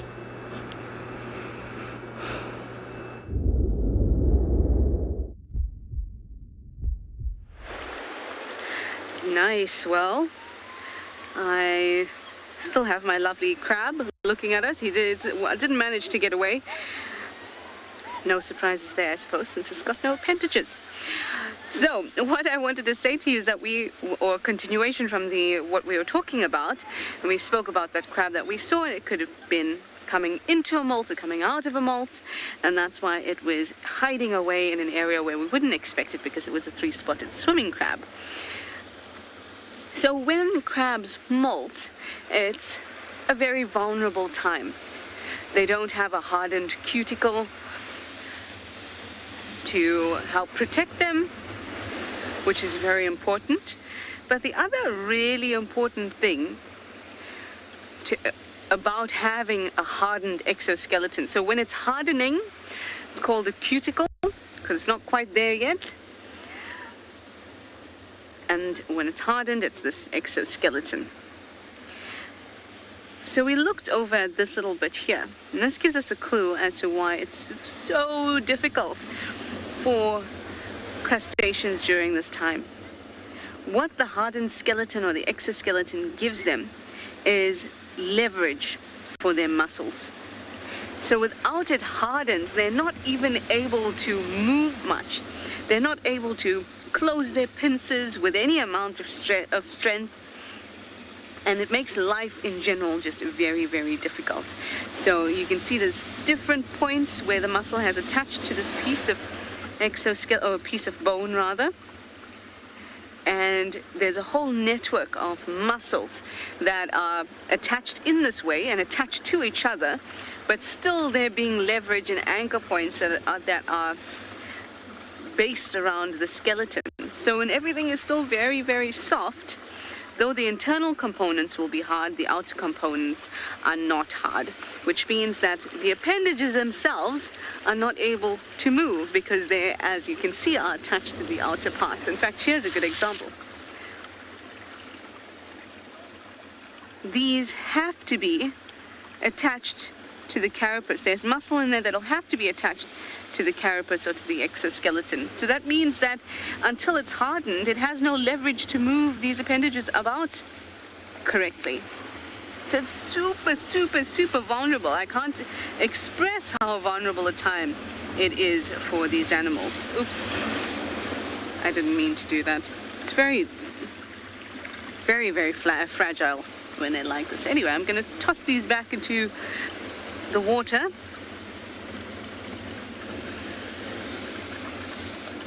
Hi, Chris.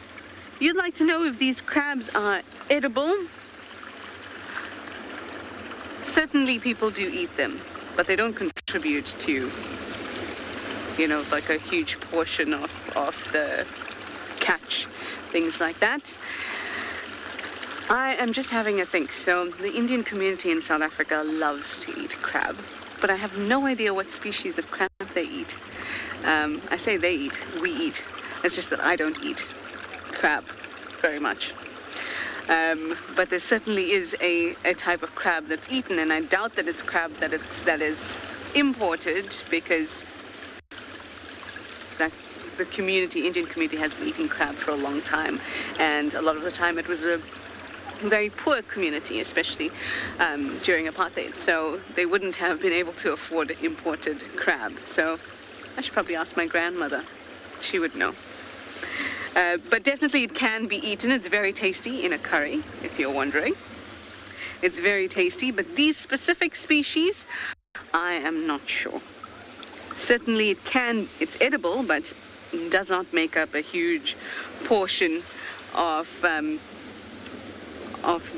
catch around here. I don't think there's regulations around the catching of these animals.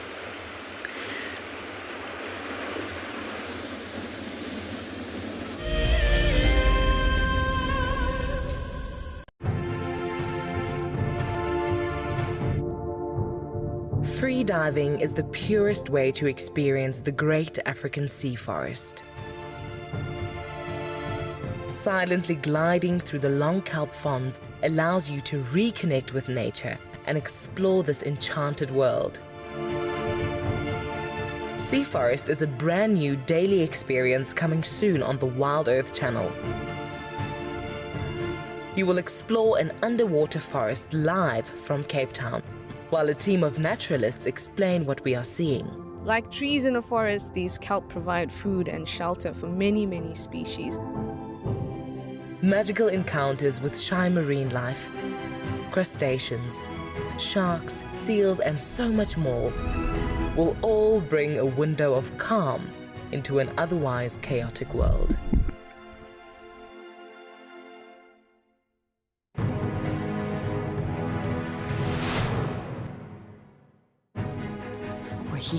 the Advanced Rifle Handling Challenge, which is actually lots of challenges in one to gauge the contestants' skills at different distances and different speeds. This is probably the challenge that the contestants are the most nervous about. So let's get them locked and loaded.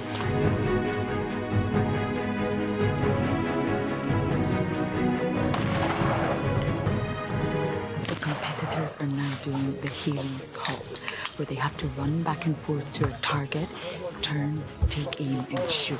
And this simulates a chase in a real environment and gets the heart pumping and the blood pressure up. James gave us a demonstration, and the skill involved in this exercise is remarkable.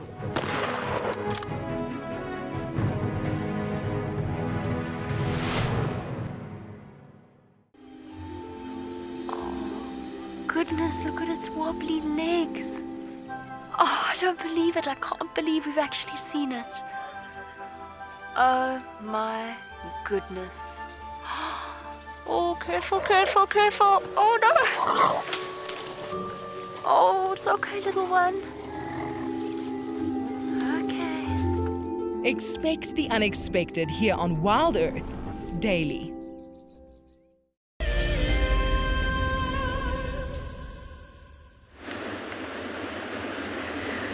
Do you see any penguins moving along? Any humpback whales? Any orcas? Wouldn't that be something? And often seals. I've seen very many. I've been so lucky in the time that I've been here. Apart from the incredible marine life that I've managed to see, humpback whales.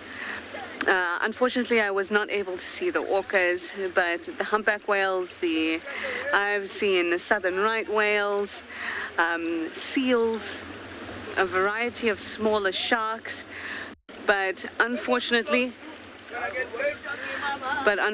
not too much else in terms of, marine mammals. Ooh. We have a group of very excitable young boys around us. They got splashed by the waves and now they run away. I think we're in the splash zone. So in terms of marine mammals, I haven't been too lucky with, dolphins and things like that, and obviously there's more whales that I could possibly see, but I've got my hopes up. The other thing I've been super lucky with is I saw a caracal. I know. It was in the road. It was sitting in the middle of the road, and I thought to myself, that's a big cat. Oh wait, it's a dog. Oh wait, it's a caracal.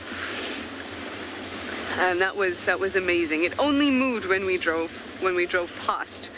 So that was very cool. I've seen about 5 porcupines already. So the urban wildlife in Cape Town is really thriving. Obviously still needs a lot of work and understanding from a conservation perspective, but for me it's just been a thrill to be able to see these things.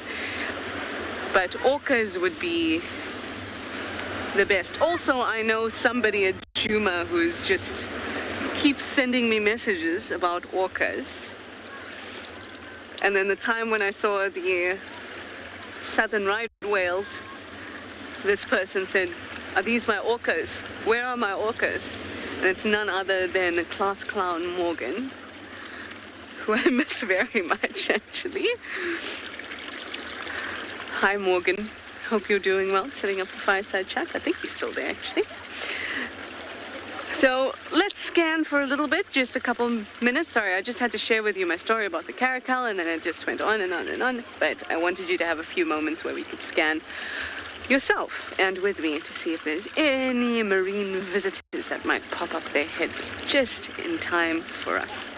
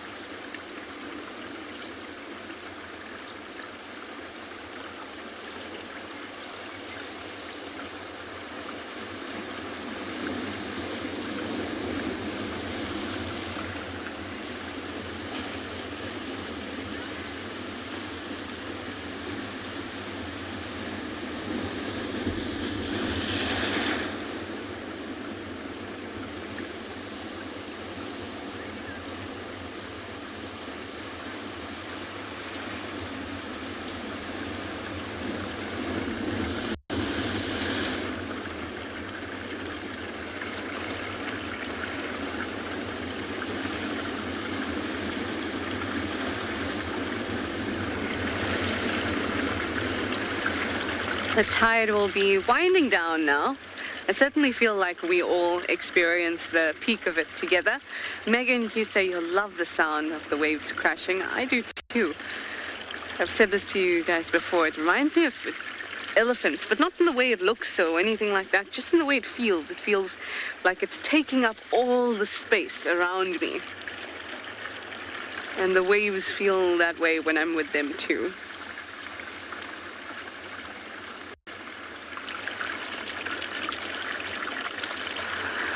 I didn't see any visitors. I'm not sure if you guys saw any either, but I didn't see any. Let me just say, with the luck that I've been having and the luck that all Cape Townians seem to have every day, it's only a matter of time until we see more animals popping up their heads, giving us a hello. Oh, look at this wave. Breaking right on the rocks near us.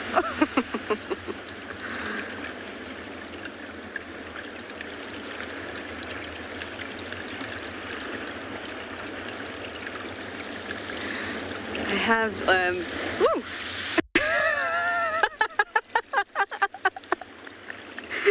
Jason just got absolutely splashed. Jason, are you okay? Shall I move you back? Do you want me to hold this? He's okay, everyone. He's okay. There we go. What I was saying is, I'm just trying to think, usually when I see something wildlife related that's really interesting, I always think about telling it to you guys.